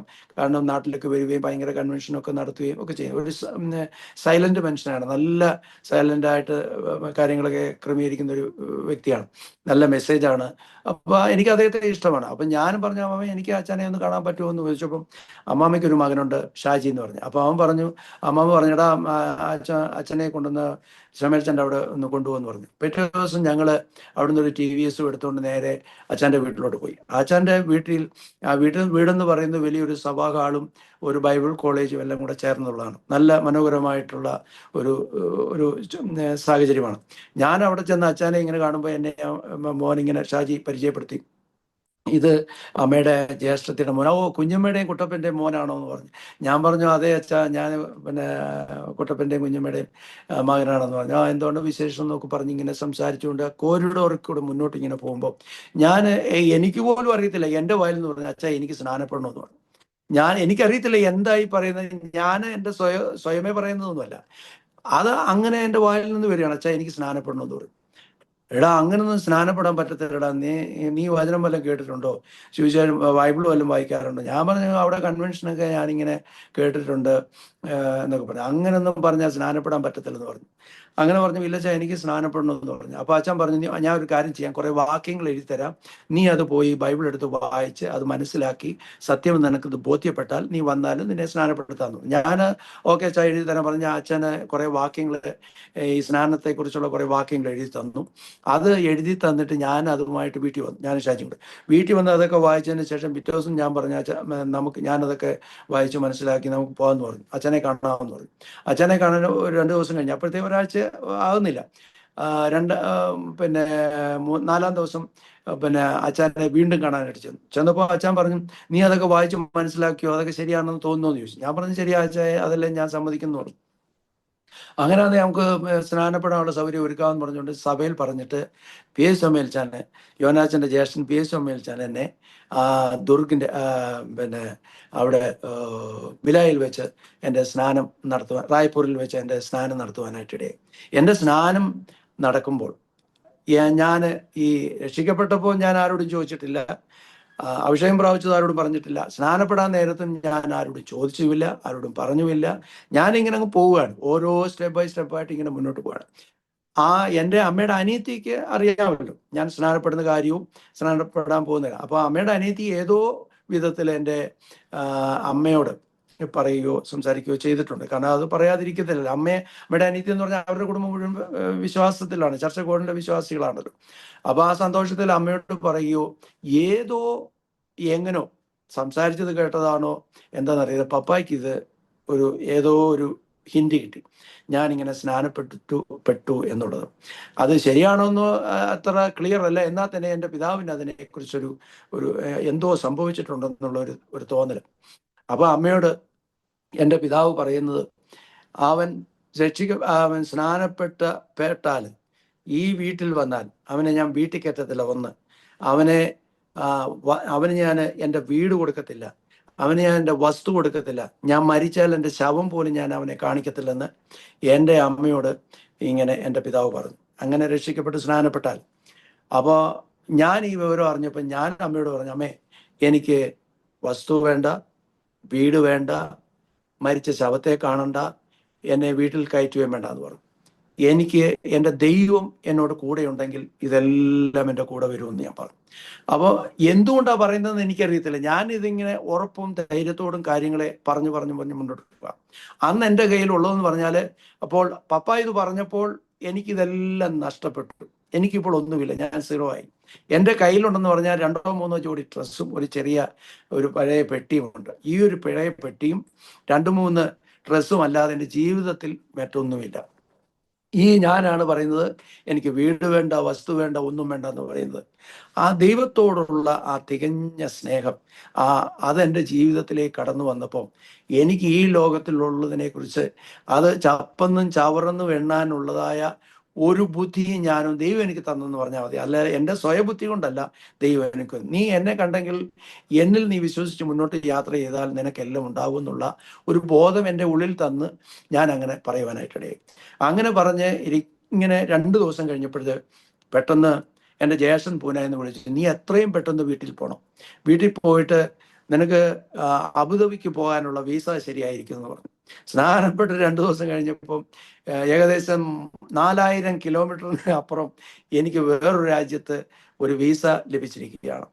അപ്പോൾ ഞാൻ പെട്ടെന്ന് അവിടുന്ന് ബിലായിൽ നിന്ന് ഏകദേശം ഒരാഴ്ച പിന്നെ സ്നാനം കഴിഞ്ഞ ഒരു മീറ്റിങ്ങിന് അവിടെ കൂടി. അതിന് ശേഷം അവിടുന്ന് നേരെ പൂനെക്ക് പോവാണ്. പൂനെക്ക് പോകാന്ന് പറഞ്ഞാൽ ബോംബെ ചെന്നിട്ട് ബിലായിൽ നിന്ന് ബോംബെ പോകണം, ബോംബെയിൽ നിന്ന് പൂനെക്ക് വരണം. ബോംബെക്ക് പോകുന്ന പോക്കിൽ എൻ്റെ അടുത്തുള്ള ആൾക്കാരോട്, മലയാളികളായിട്ടുള്ള യാത്രക്കാരോടൊക്കെ ഞാൻ സുവിശേഷം പറയുമായിരുന്നു. ബോംബെയിൽ നിന്ന് പൂനെയിലേക്കുള്ള യാത്രയിലും എൻ്റെ അടുത്ത് ഉള്ള ആൾക്കാരോടൊക്കെ ഞാൻ സുവിശേഷം പറയും. അന്നും പറയും, ഇന്നും. എൻ്റെ മുമ്പിൽ ആരെങ്കിലും വന്ന് പെട്ടാൽ അവരോട് സുവിശേഷം പറയാനുള്ള ഏതെങ്കിലും ഒരു സാഹചര്യം ഉണ്ടെങ്കിൽ ഞാൻ അതിന് പറഞ്ഞിരിക്കും. അത് എൻ്റെ അന്നത്തെയും ഇന്നത്തെയും എൻ്റെ ഒരു സ്വഭാവമാണ്. ഇപ്പോഴും ആരോടെങ്കിലും പറയണമെന്നുണ്ടെങ്കിൽ ഞാൻ ഇങ്ങനെ സംസാരിച്ച് ദൈവത്തോട് പ്രാർത്ഥിക്കും, ദൈവം ഒരു അവസരം ഒരുക്കും. ഏതെങ്കിലും ഒരു വാക്ക് അദ്ദേഹത്തിൻ്റെ വായിൽ നിന്ന് വീഴും, അതേ പിടിച്ച് ഞാൻ കയറി സുവിശേഷം പറഞ്ഞിരിക്കും. അതെൻ്റെ ഒരു പിന്നെ ദൈവം തന്ന ഒരു കൃപയാണ്.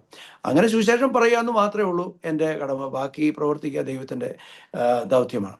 അങ്ങനെ ഞാൻ ബോംബെ ചെന്നു. ബോംബെയിൽ നിന്ന് പൂനെക്കുള്ള യാത്ര. പൂനെക്കുള്ള യാത്രയിൽ ചെറിയൊരു സംഭവം ഉണ്ടായെന്ന് പറഞ്ഞാൽ, ഞാൻ പൂനെ എന്ന് പറയുമ്പം കാസർഗോഡ് കഴിഞ്ഞിട്ടാണ് പൂന. ഈ കാസർഗോഡ് എന്ന് പറഞ്ഞ സ്ഥലത്താണ് എൻ്റെ ജ്യേഷ്ഠൻ താമസിക്കുന്നത്. അപ്പം കാസർഗോഡ് കഴിഞ്ഞ് ഇപ്പോൾ ട്രെയിൻ ഇങ്ങനെ പോയി പൂനെക്ക് പോകണമെങ്കിൽ കുറേ ദൂരം പോയി പൂനെയിട്ട് പോയിട്ട് രാത്രിയിൽ വേണം മടങ്ങി ഞാൻ വരണം. അപ്പം എൻ്റെ മനസ്സുകൊണ്ട് ഇങ്ങനെ ഞാൻ ചിന്തിച്ചേ, ഈ കാസർഗോഡിൽ വണ്ടി ഒന്ന് നിർത്തിയിരുന്നെങ്കിൽ. വണ്ടി കാസർഗോഡ് നിർത്തത്തില്ല, ഒരു ചെറിയ സ്റ്റേഷനാണ്, ആ നിർത്തത്തില്ല. അപ്പം ഞാനിങ്ങനെ മനസ്സുകൊണ്ട് നിർത്തിയാൽ ഇറങ്ങാം എന്നുള്ളൊരു ചിന്ത. ദൈവമേ, നിർത്തിയിരുന്നെങ്കിൽ നല്ലായിരുന്നു, അങ്ങ് പൂനെയിൽ പോയിട്ട് തിരിച്ചു വരണ്ടല്ലോ. അപ്പോൾ പാതിരാത്രിയായി, ഒരു രാത്രി 2 മണിയൊക്കെ ആയി കാണും. അങ്ങനെ ഇങ്ങനെ നോക്കുമ്പോൾ വണ്ടി ഇങ്ങനെ സ്ലോയില് പോകുന്നു. ഈ സ്റ്റേഷൻ വന്നപ്പോൾ എന്തോ സിഗ്നൽ കിട്ടാഞ്ഞായിരിക്കും വണ്ടി അവിടെ നിന്ന്. ഞാൻ പെട്ടെന്ന് അവിടെ നിന്ന് ചാടി ഇറങ്ങി.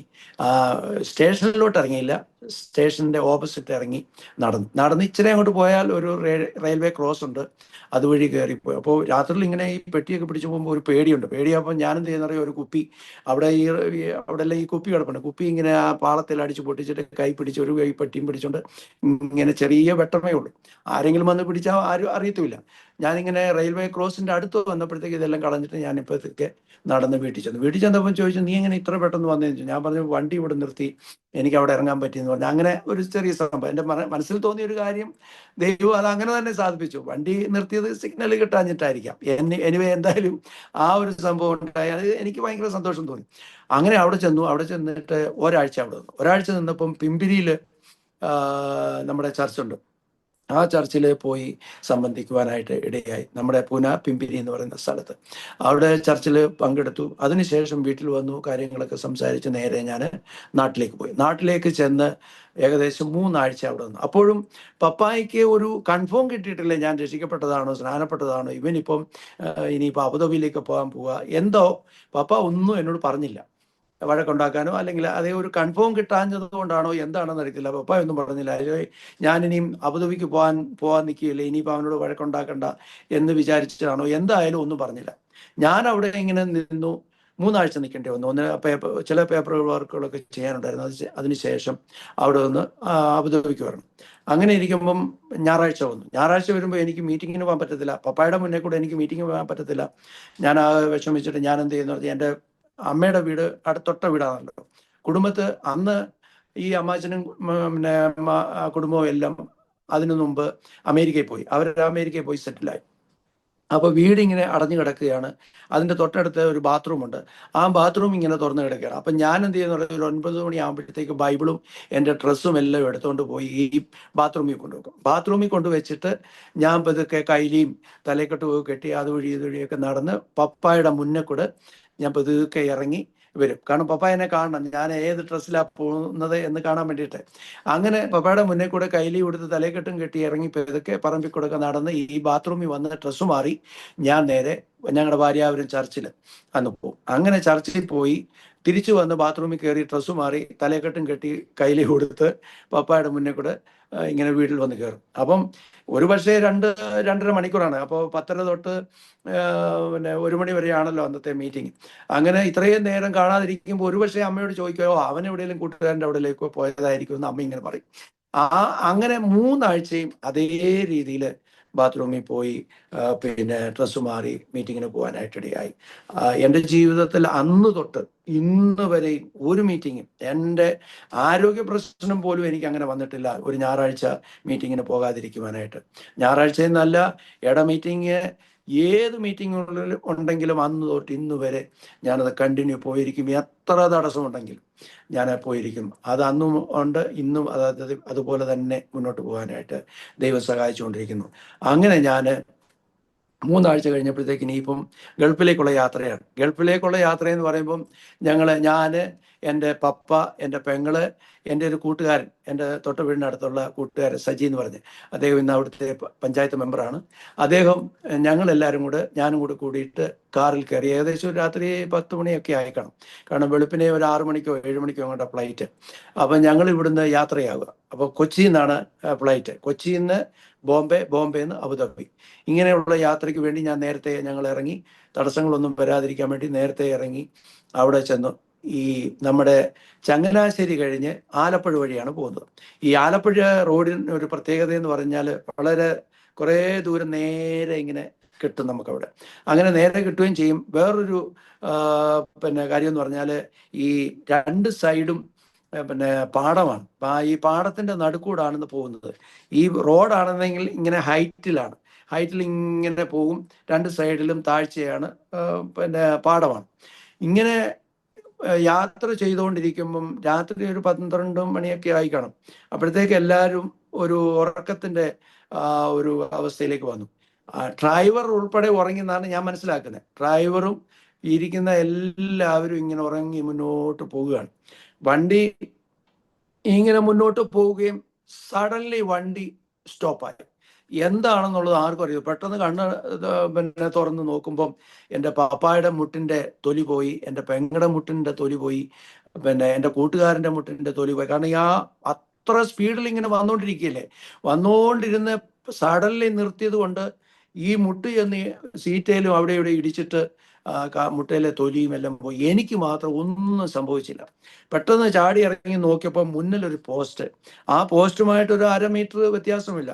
റോഡിൽ നിന്ന് ഇറങ്ങി മണ്ണിലേക്ക് വണ്ടി ഇറങ്ങി ഇങ്ങനെ പോയി ആ പോസ്റ്റിന്റെ മുന്നിലേക്ക് എത്തി. അതേ ടച്ച് ആവുന്നതിന് മുമ്പ് സ്വർഗത്തിലെ ദൈവം സ്റ്റോപ്പ് ചെയ്തു വണ്ടി.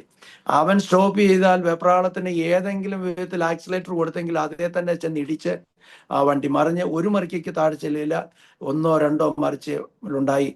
അത് ഞങ്ങൾ ആക്സിഡന്റിൽ പെടുമായിരുന്നു. അങ്ങനെ ആ ആക്സിഡന്റിൽ പെടാതിരിക്കാൻ സ്വർഗത്തിലെ ദൈവം എന്നെ പ്രൊട്ടക്റ്റ് ചെയ്തു. നിഴൽ പോലെ എന്നോട് കൂടെയിരുന്നു. ഞാൻ എവിടെ പോയാലും, രാത്രിയായാലും പകലായാലും, ഇരിക്കുമ്പോഴും കിടക്കുമ്പോഴും നീക്കുമ്പോഴും എല്ലാം ദൈവത്തിന്റെ ദൂതന്മാരുടെ കാവല് എൻ്റെ മേലുണ്ടായിരുന്നു. അതെനിക്ക് ഫീൽ ചെയ്തു. പിന്നീടാണ് അതെല്ലാം എനിക്ക് മനസ്സിലാകുന്നത്. ദൈവം എത്ര ശ്രേഷ്ഠമായിട്ടാണ് എന്നെ നടത്തിയതെന്നുള്ളത്. അങ്ങനെ പിന്നെ അവിടുന്ന് ചോദിച്ചപ്പം അവനും പറയുന്നില്ല എന്തു പറ്റിയെന്ന് അറിയത്തില്ല എന്ന് പറഞ്ഞു. അവൻ ബ്രേക്ക് പിടിച്ചതാണോ ദൈവം സ്റ്റോപ്പ് ചെയ്തതാണോ എന്നും അറിയത്തില്ല. എന്തായാലും യാത്ര പെട്ടെന്ന് ഞങ്ങൾ എല്ലാവരും കൂടെ കയറി കൊച്ചിയിൽ നിന്ന് ഫ്ലൈറ്റ് കയറി ഞാൻ ബോംബെ ചെന്നപ്പം ബോംബെയിൽ താമസിക്കണം. ബോംബെയിൽ ഇങ്ങനെ താമസിച്ചപ്പം ഒരു ലോഡ്ജ്, അവിടുന്ന് എൻ്റെ ജ്യേഷ്ഠനൊക്കെ പൂനെയിൽ നിന്ന് ബോംബെ വന്നു, എന്നെ കണ്ടു. എന്നാൽ ഞങ്ങൾ പോട്ടെ, ഇനി ഈ ലോഡ്ജിൽ താമസിക്കും, നാളെ രാവിലെ അവർ നിന്നെ വണ്ടിയെ കയറ്റി എയർപോർട്ടിൽ നിന്ന് അത് വീടെന്ന് പറഞ്ഞു. ഞാൻ പറഞ്ഞു ഓക്കെ എന്ന് പറഞ്ഞു. അങ്ങനെ ഞാൻ ആ ലോഡ്ജിൽ ഇങ്ങനെ കിടക്കുമ്പോൾ എനിക്ക് അന്ന് ഞാൻ പറഞ്ഞു, ദൈവമേ, ഞാൻ ഈ രാജ്യത്തു നിന്ന് വേറൊരു രാജ്യത്തേക്ക് പോവുകയാണ്, എനിക്കൊരു വാക്യം തരണമേ എന്ന് പറഞ്ഞുകൊണ്ട് ഞാനിങ്ങനെ ദൈവത്തോട് പ്രാർത്ഥിച്ചപ്പോൾ 1 കൊരിന്ത്യർ 16 13 14 എനിക്ക് തന്നത്. ഉണർന്നിരിപ്പീൻ, വിശ്വാസത്തിൽ നിലനിൽപ്പീൻ, പുരുഷത്വം കാണിപ്പീൻ, ശക്തിപ്പെടുവീൻ, നിങ്ങൾ ചെയ്യുന്നതെല്ലാം സ്നേഹത്തിൽ ചെയ്യുവീൻ എന്ന ഒരു വാക്യമാണ് എനിക്ക് കിട്ടുവാനായിട്ട് ഇടയാകും. അതൊരു നല്ല വാക്യമാണ്. എപ്പോഴും ഉണർന്നിരിക്കേണ്ടതിൻ്റെ ആവശ്യകതയെക്കുറിച്ച് ദൈവം എന്നെ ബോധ്യപ്പെടുത്തുവാനും എങ്ങനെ കാര്യങ്ങൾ മുന്നോട്ട് ചെയ്യണം എന്നുള്ളതെല്ലാം ആ ഒരൊറ്റ വാക്യത്തിലുണ്ട്. ഞാൻ അതൊക്കെ വായിച്ചു, അത് മനസ്സിൽ കൊണ്ടുകൊണ്ട് ഞാൻ രാവിലെ എഴുന്നേറ്റു. എന്നെ ഒരു ഓട്ടോറിക്ഷയിൽ, അന്ന് വലിയ വണ്ടി പിടിക്കേണ്ട കാര്യമില്ല, ഒരു ഓട്ടോറിക്ഷയിൽ എന്നെ കയറ്റി. അതെല്ലാം ഫ്രീ ആണ്. ബോംബെ എയർപോർട്ടിൽ കൊണ്ടിട്ടു. എയർപോർട്ടിൽ നിന്ന് ഞാൻ ഫ്ലൈറ്റ് കയറി അബുദാബി വന്നു. അബുദാബി വന്നപ്പോൾ എൻ്റെ ജ്യേഷ്ഠൻ്റെ അളിയൻ ഉണ്ട്. എൻ്റെ ജ്യേഷ്ഠൻ്റെ അളിയനാണ് എനിക്ക് വേണ്ടി വിസ ഉണ്ടാക്കിയത്. ഞാൻ ഇവിടെ വന്ന കമ്പനി എന്ന് പറയുന്നത് മാപ്കോ ഇലക്ട്രോ മെക്കാനിക്കൽ കമ്പനി എന്ന് പറഞ്ഞൊരു കമ്പനിയിലേക്കാണ് വന്നത്. അങ്ങനെ ജോലിക്ക് വേണ്ടി ഞാൻ വന്നു. വീട്ടിൽ ഇങ്ങനെ താമസിച്ചു. അപ്പോൾ അച്ഛൻ പറഞ്ഞു, നീ ഇപ്പോൾ ഒരാഴ്ച കഴിഞ്ഞിട്ട് ജോലിക്ക് പോയാൽ മതി, ഇവിടെ നിൽക്ക് എന്നൊക്കെ പറഞ്ഞു. ഒരാഴ്ച കഴിഞ്ഞിട്ട് 1991 മെയ് മാസം 21 ഞാൻ കമ്പനിയിൽ ജോയിൻ ചെയ്തു. മെയ് മാസം 4 ഞാൻ യാത്ര ചെയ്ത് മെയ് മാസം 5 ഞാൻ അബുദാബിയിലെത്തി. 21 ഞാൻ ജോലിക്ക് പ്രവേശിക്കുന്നത്. അങ്ങനെ ഇരിക്കുമ്പോൾ ഈ അച്ചാൻ എന്ന് പറയുന്നത് ഓർത്തഡോക്സിന്റെ വലിയ ആൾക്കാരാണ്, ഈ പള്ളിയിലെ കൈക്കാരാണ്, പള്ളിയിലെ ഇങ്ങനെ മധുവായിൽ സപ്പോർട്ട് ചെയ്യുന്ന ആൾക്കാരാണ്. അപ്പം ഞായറാഴ്ച വന്നപ്പോൾ എന്നോട് പറഞ്ഞു, നമുക്ക് പള്ളിയിൽ പോണ്ടേ? ഞാൻ പറഞ്ഞു, ഞാൻ പള്ളിയിലില്ലെന്ന് പറഞ്ഞു. അപ്പോഴത്തേക്ക് അതോടുകൂടി അച്ചാൻ എന്നോട് ഭയങ്കരമായ ദേഷ്യമായി. ദേഷ്യം എന്ന് പറഞ്ഞാൽ സ്നേഹക്കുറവല്ല, ഞാൻ ഈ വിശ്വാസത്തിൽ നിന്ന് മാറിയല്ലോ എന്നുള്ള ഒരു വലിയ വിഷമം അദ്ദേഹത്തിനുണ്ടായി. അത് സ്വാഭാവികമാണ്. അപ്പം ഞാനിവിടെ വരുമ്പോൾ എന്നെയും കൂട്ടി പള്ളിയിൽ പോകാമല്ലോ എന്ന് ഉദ്ദേശിച്ചാണ് നീ ഇപ്പോഴേ പിന്നെ ഡ്യൂട്ടിക്ക് പോയാൽ പിന്നെ പള്ളിയിലൊക്കെ പോകാൻ പാടാ, നമുക്ക് പള്ളിയിലൊക്കെ പോയാൽ മതി എന്ന് പറയുമ്പോൾ ഞാനിങ്ങനെ വാക്ക് പറയുകയും അത് അച്ഛൻ ആകപ്പാടെ വിഷമമായി. അങ്ങനെ അന്ന് തൊട്ട് എന്നോട് സ്നേഹക്കുറവില്ല, പക്ഷെ എന്നോട് ഭയങ്കര എതിർപ്പാണ്. കാരണം ഞാൻ എൻ്റെ വിശ്വാസത്തോട് ഭയങ്കരമായ എതിർപ്പ്. അങ്ങനെ മുന്നോട്ട് പോയി. 21 ഞാൻ കമ്പനി ജോയിൻ ചെയ്തു. ജോലിക്ക് പ്രവേശിച്ച് എനിക്ക് കിട്ടിയ ജോലി എന്ന് പറയുന്നത്, എൻ്റെ കയ്യിൽ ഒരു പേപ്പറുമില്ല, ഒന്നുമില്ല, എന്തെങ്കിലും ചോദിച്ചു വാങ്ങാനും എനിക്ക് പറ്റത്തില്ല. എനിക്ക് കിട്ടിയ ജോലി ഹെൽപ്പർ ജോലിയാണ്. ഒരു പ്ലംബറിന് 2 ഹെൽപ്പറാണ്. 2 ഹെൽപ്പറെ കൊടുക്കുമ്പോൾ ഒരാൾ ഞാനാണ്. അങ്ങനെ 2 ഹെൽപ്പറും ഒരു ട്രേഡ്മാനും കൂടെ കമ്പനിയിൽ ഇങ്ങനെ പോയി ജോലി ചെയ്തുകൊണ്ടിരിക്കുമ്പോൾ ഒരു 2-3 മാസം കഴിഞ്ഞപ്പോൾ എനിക്ക് ഈ ഹെൽപ്പർ ജോലി ചെയ്യുന്നതിനോട് വലിയൊരു ഒരു പ്രയാസം പോലെ തോന്നി. അതിൻ്റെ പ്രയാസം തോന്നാനുള്ള കാരണം എന്ന് പറഞ്ഞാൽ, കമ്പനിയിൽ വരുന്ന എല്ലാ മെറ്റീരിയൽസും ഈ കമ്പനിയിൽ കൊണ്ടുവന്ന് ഇറക്കി അത് കൊണ്ടുവന്ന് സ്റ്റോറിൽ അടുക്കി വെക്കുക, ലോഡിങ് അൺലോഡിങ് ഇതെല്ലാം നമ്മൾ ചെയ്യണം. എല്ലാ ഹെൽപ്പേഴ്സിനെയും വിളിക്കും. വണ്ടി വരുമ്പോഴത്തേക്ക് എല്ലാ ഹെൽപ്പേഴ്സിനെയും വിളിക്കും. ഹെൽപ്പേഴ്സ് എല്ലാം കൂടെ ചെന്നിട്ട് ഈ ലോഡിങ് അൺലോഡ് ചെയ്യും. എനിക്കത് ഭയങ്കരമായ ഒരു വിഷമം പോലെ തോന്നി. എൻ്റെ എഞ്ചിനീയർ ഒരു തമിഴ്നാട്ടുകാരൻ എഞ്ചിനീയറാണ്, ഡാനിയൽ എന്ന് പറഞ്ഞ്. ഞാൻ അദ്ദേഹത്തോട് ഒരു 3 മാസം കഴിഞ്ഞപ്പോൾ ഞാൻ പറഞ്ഞു, സാറേ എനിക്ക് ഈ ഹെൽപ്പർ ജോലിയൊന്നും ചെയ്യാൻ പറ്റത്തില്ല. എന്തുകൊണ്ടാണ് പറയുന്നതെന്ന് അറിയത്തില്ല, ഞാനിത് ധൈര്യത്തോടെ അങ്ങ് പറയുക, എനിക്ക് ഈ ജോലിയൊന്നും ചെയ്യാൻ പറ്റത്തില്ല, എനിക്ക് ഒരു ടൂൾ ബോക്സ് തരണം, ഞാൻ സ്വന്തമായിട്ട് ജോലി ചെയ്യാമെന്ന് പറഞ്ഞു. അപ്പം സാറ് പറഞ്ഞു, ഓക്കെ ഞാൻ ശ്രമിച്ചു നോക്കാം എന്ന് പറഞ്ഞു. അങ്ങനെ പറഞ്ഞപ്പം കമ്പനിയെ സംബന്ധിച്ച് ഭയങ്കര ലാഭമാണ് ഞാനൊരു ട്രേഡ്മാൻ ആകുന്നത്. എന്നെ സംബന്ധിച്ച് എനിക്ക് പൈസ പിന്നെ കൂട്ടി കിട്ടിയാൽ എനിക്ക് ലാഭം, കൂട്ടി കിട്ടിയില്ലെങ്കിൽ എനിക്ക് നഷ്ടമാണെങ്കിലും മറ്റൊരു ലാഭമുണ്ട്, എനിക്കൊരു പണി പഠിക്കാം. അപ്പം ഞാനിത് കണക്ക് കൂട്ടി ഇങ്ങനെ മുന്നോട്ട് പോയി ഒരാഴ്ച കഴിഞ്ഞപ്പം സാറ് വന്നിട്ട് ഒരു ടൂൾ ബോക്സും തന്നു, 2 പേരെ ഹെൽപ്പറായിട്ട് എനിക്ക് തന്നു. അങ്ങനെ ഹെൽപ്പറിൽ നിന്ന് ഞാൻ നേരെ ട്രേഡ്മാനായി ഇങ്ങനെ ജോലി ചെയ്തുകൊണ്ടിരിക്കുമ്പോൾ ഏകദേശം 19 മാസം ഇവിടുത്തെ ഇറ്റിസ്ലാട്ട് ബിൽഡിംഗ് എന്ന് പറഞ്ഞ ബിൽഡിംഗാണ്. ഇറ്റിസ്ലാട്ട് എന്ന് പറഞ്ഞാൽ ടെലികമ്മ്യൂണിക്കേഷൻ ബിൽഡിങ്ങിന്റെ 10ാമത്തെ നില പണിഞ്ഞുകൊണ്ടിരിക്കുമ്പോഴാണ്, ആ ബിൽഡിങ്ങിന് 21 നിലയുണ്ട്. 10ാമത്തെ നില പണിഞ്ഞുകൊണ്ടിരിക്കുമ്പോഴാണ് ഞാൻ വരുന്നത്. അങ്ങനെ ജോലി ചെയ്ത് ഇങ്ങനെ മുന്നോട്ട് പോകുമ്പോൾ 19 മാസം ജോലി ചെയ്തപ്പോഴത്തേക്ക് കമ്പനിയുടെ ജോലി ആ ബിൽഡിങ്ങിൽ കഴിഞ്ഞു, എല്ലാ വർക്കും കഴിഞ്ഞു. അങ്ങനെ കമ്പനി ഓരോരുത്തരെ വിടാനായിട്ട് തുടങ്ങിയപ്പം എൻ്റെയൊക്കെ പേര് ഇനിയും അടുത്ത ഉടനെ വരുമല്ലോ എന്നുള്ള പ്രതീക്ഷയിൽ ഇങ്ങനെ പോവുകയാണ്. കമ്പനി ഓരോന്നും ജോലി തീർത്ത് പോകുന്നു. ഞങ്ങളുടെ ഉള്ളിലെ ടെൻഷൻ ഇങ്ങനെ വർദ്ധിച്ചു വരുന്നു. നാളെ ഇനിയും പറഞ്ഞു വരും, എന്നെ ആയിരിക്കും വിളിക്കുന്നതെന്നുള്ള രീതിയിൽ ഇങ്ങനെ മനസ്സുകൊണ്ട് വിഷമിച്ച് ഇങ്ങനെ ഇരിക്കുക. വന്ന ഒരു 19 മാസമേ ആയുള്ളൂ. അങ്ങനെ ഇരിക്കുമ്പം പിന്നെ ഞാൻ ഈ കാര്യം ചർച്ചിൽ പറഞ്ഞപ്പോൾ നമുക്ക് നോക്കാം മാത്യുസേ വരപ്പണ്ട, നമുക്ക് നോക്കാം എന്ന് പറഞ്ഞു. ഇവിടെ കോഓപ്പറേറ്റീവ് സൊസൈറ്റി എന്ന് പറഞ്ഞൊരു ഒരു സൂപ്പർ മാർക്കറ്റ് ഉണ്ട്, വലിയ സൂപ്പർ മാർക്കറ്റാണ്. അപ്പോൾ ആ സൂപ്പർ മാർക്കറ്റിൽ എന്തെങ്കിലും ജോലി കിട്ടുമോ ഇല്ലയോ നോക്കാമെന്ന് പറഞ്ഞുകൊണ്ട് ഒരാൾ എന്നെ പരിചയപ്പെടുത്തിയിട്ട് പറഞ്ഞു, എൻ്റെ അടുത്ത് പോയി ഒരാളെ കാണാൻ പറഞ്ഞു. ഞാൻ അവിടെ ചെന്ന് അദ്ദേഹത്തെ കണ്ടപ്പോൾ പറഞ്ഞു, ഇപ്പോൾ ഇൻ്റർവ്യൂ എടുക്കുന്ന ഒരാൾ ഇവിടെ ഇല്ല, ഒരു 2 ആഴ്ച കഴിഞ്ഞിട്ട് അദ്ദേഹം വരുമ്പം പിന്നെ ആ ദിവസം താങ്കൾ ഇവിടെ വന്നാൽ മതി എന്ന് പറഞ്ഞു. ഞാൻ അങ്ങനെ ആ ദിവസത്തിന് വേണ്ടി ഇങ്ങനെ കാത്തിരിക്കുക. അപ്പോൾ അതിനോടിടയ്ക്ക് എന്നെ പറഞ്ഞു വിട്ടു കഴിഞ്ഞാൽ എനിക്ക് ഇവിടെ നിൽക്കാനും പറ്റത്തില്ല, ആ പല പ്രശ്നമാവും. അപ്പം ഇൻ്റർവ്യൂ പോകുന്നതിൻ്റെ തലേ ദിവസം എന്നെ ഓഫീസിൽ നിന്ന് വിളിച്ചിട്ട് പറഞ്ഞു, നീ എത്രയും പെട്ടെന്ന് ഓഫീസിൽ വരണമെന്ന് പറഞ്ഞു. ഞാൻ ഓഫീസിൽ പോകുന്ന പോക്കി തന്നെ ഞാൻ തന്നെ തീരുമാനിച്ചു, എൻ്റെ ജോലിയും പോയി, എല്ലാം പോയി. ഇനിയിപ്പം നാളെ ഇൻ്റർവ്യൂവിന് പോയി ദൈവം അനുവദിച്ച് ജോലി കിട്ടിയില്ലെങ്കിൽ ഇല്ല. ആ കിട്ടാൻ പോകുന്ന ജോലി എന്താണെന്ന് ചോദിച്ചാൽ കോൾഡ് സ്റ്റോറേജിൽ സാധനങ്ങൾ ലോഡ് ചെയ്യുക, അൺലോഡ് ചെയ്യുക, സൂപ്പർ മാർക്കറ്റിന് ആവശ്യമായ കോൾഡ് സ്റ്റോറിലിരിക്കുന്ന സാധനങ്ങൾ വണ്ടി വരുമ്പം അതിലോട്ട് ലോഡ് ചെയ്യുക, അൺലോഡ് ചെയ്യുക, ഇതൊക്കെ ഉള്ളൂ. വേറൊരു ജോലിക്കും എന്നെ കൊള്ളത്തില്ല. ലോഡിങ്ങും അൺലോഡിങ്ങും ഹെൽപ്പറും ഇതൊക്കെ ചെയ്യാൻ പറ്റത്തുള്ളൂ, ഒരു പേപ്പറും ഇല്ല. ഞാൻ അതിൽ കൂടുതൽ എനിക്ക് പ്രതീക്ഷിക്കാനും പറ്റത്തില്ല. അങ്ങനെ ഞാൻ ഇങ്ങനെ മുന്നോട്ട് പോകുമ്പോൾ ഇന്റർവ്യൂവിൻ്റെ തലേ ദിവസം എന്നെ ഓഫീസിൽ വിളിച്ചിട്ട് പറഞ്ഞു, നീ ഒരു കാര്യം ചെയ്യ്, നാളെ തൊട്ട് ഇനി ആ സൈറ്റിൽ പോകണ്ട, വേറൊരു സൈറ്റിൽ ഒരു വണ്ടി വരും, ആ വണ്ടിയിൽ കയറിയിരുന്നാൽ മതി. ആ വണ്ടിയെ കയറിയിരിക്കുമ്പോൾ ആ സൈറ്റിൽ കൊണ്ടുവിടും, അവിടെ കയറി എന്താണെന്ന് വെച്ചാൽ ജോലി പറയുന്നത് ചെയ്യാൻ പറഞ്ഞു. ഞാൻ വളരെ സന്തോഷിച്ചു. കാരണം ഈ കോൾഡ് സ്റ്റോറേജിൽ പോകണ്ടല്ലോ, കമ്പനിയിൽ തന്നെ തുറന്ന് നിൽക്കുക എന്ന് പറയുന്നത് അതൊരു വലിയ കാര്യമാണ്. അപ്പോൾ തന്നെ ഞാനൊരു ട്രേഡ്മാനുമായി അവിടെ ചെന്നു. ഈ പുതിയ സൈറ്റിൽ ചെന്നപ്പം ഇലക്ട്രോ മെക്കാനിക്കൽ എന്ന് പറയുന്നത് plumbing, fire fighting, AC, electrical, ഈ 4 സിസ്റ്റം ഒരു ബിൽഡിംഗ്, എത്ര വലിയ ബിൽഡിംഗ് ആയാലും അതിൻ്റെ സിസ്റ്റം ചെയ്യുന്നത് ഞങ്ങളുടെ കമ്പനിയാണ്. അപ്പോൾ ഈ പുതിയ സ്ഥലത്ത് ഞാൻ ചെല്ലുമ്പോൾ AC വർക്ക് മാത്രമേ ഉള്ളൂ. AC വർക്ക് ഞാൻ ചെയ്തിട്ടില്ല. ഞാൻ ഈ പ്ലംബിങ്ങിൻ്റെ വർക്കൊക്കെ ചെയ്തോട്ട് എല്ലാം ചെയ്യാനുള്ളതായ ഒരു ധൈര്യം എനിക്കുണ്ട്. ഞാനവിടെ ചെന്നിട്ട് AC-ക്കാരുടെ കൂടെ നിന്നിട്ട് അവരുടെ അതിനകത്ത് അല്പസ്വല്പം പ്ലംബിങ്ങിന് പണിയുണ്ട്, അതും പിന്നെ AC പണികളൊക്കെ ചെയ്ത് അവരുമായി ചേർന്ന് ഇങ്ങനെ മുന്നോട്ട് പോയി.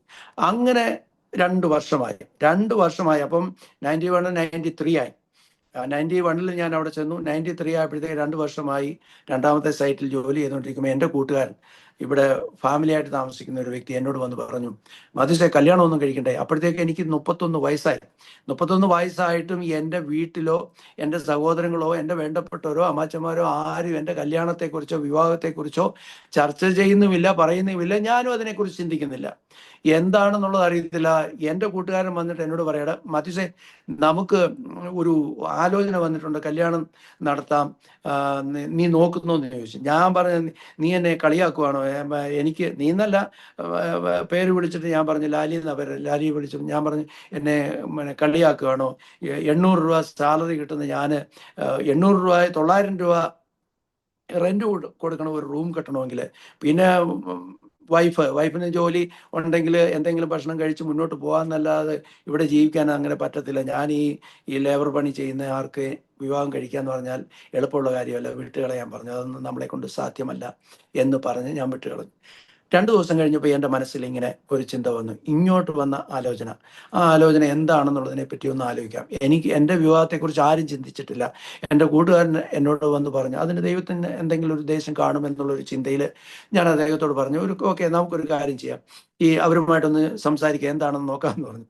അങ്ങനെ എന്താണെന്ന് നോക്കാമെന്ന് പറഞ്ഞുകൊണ്ട് അവരുടെ വേണ്ടപ്പെട്ടവർ ഞാനും ഈ കൂട്ടുകാരും കൂടെ അദ്ദേഹത്തിൻ്റെ വീട്ടിൽ ചെന്നു. അവരുടെ ഈ പെൺകുട്ടിയുടെ ഇപ്പാപ്പൻ എന്ന് പറയുന്നത് PJ എബ്രഹാം പാസ്റ്റർ എന്ന് പറഞ്ഞ ഒരാളാണ്. അദ്ദേഹം ഇവിടെ ഒരു ചർച്ചിന്റെ പാസ്റ്ററാണ്.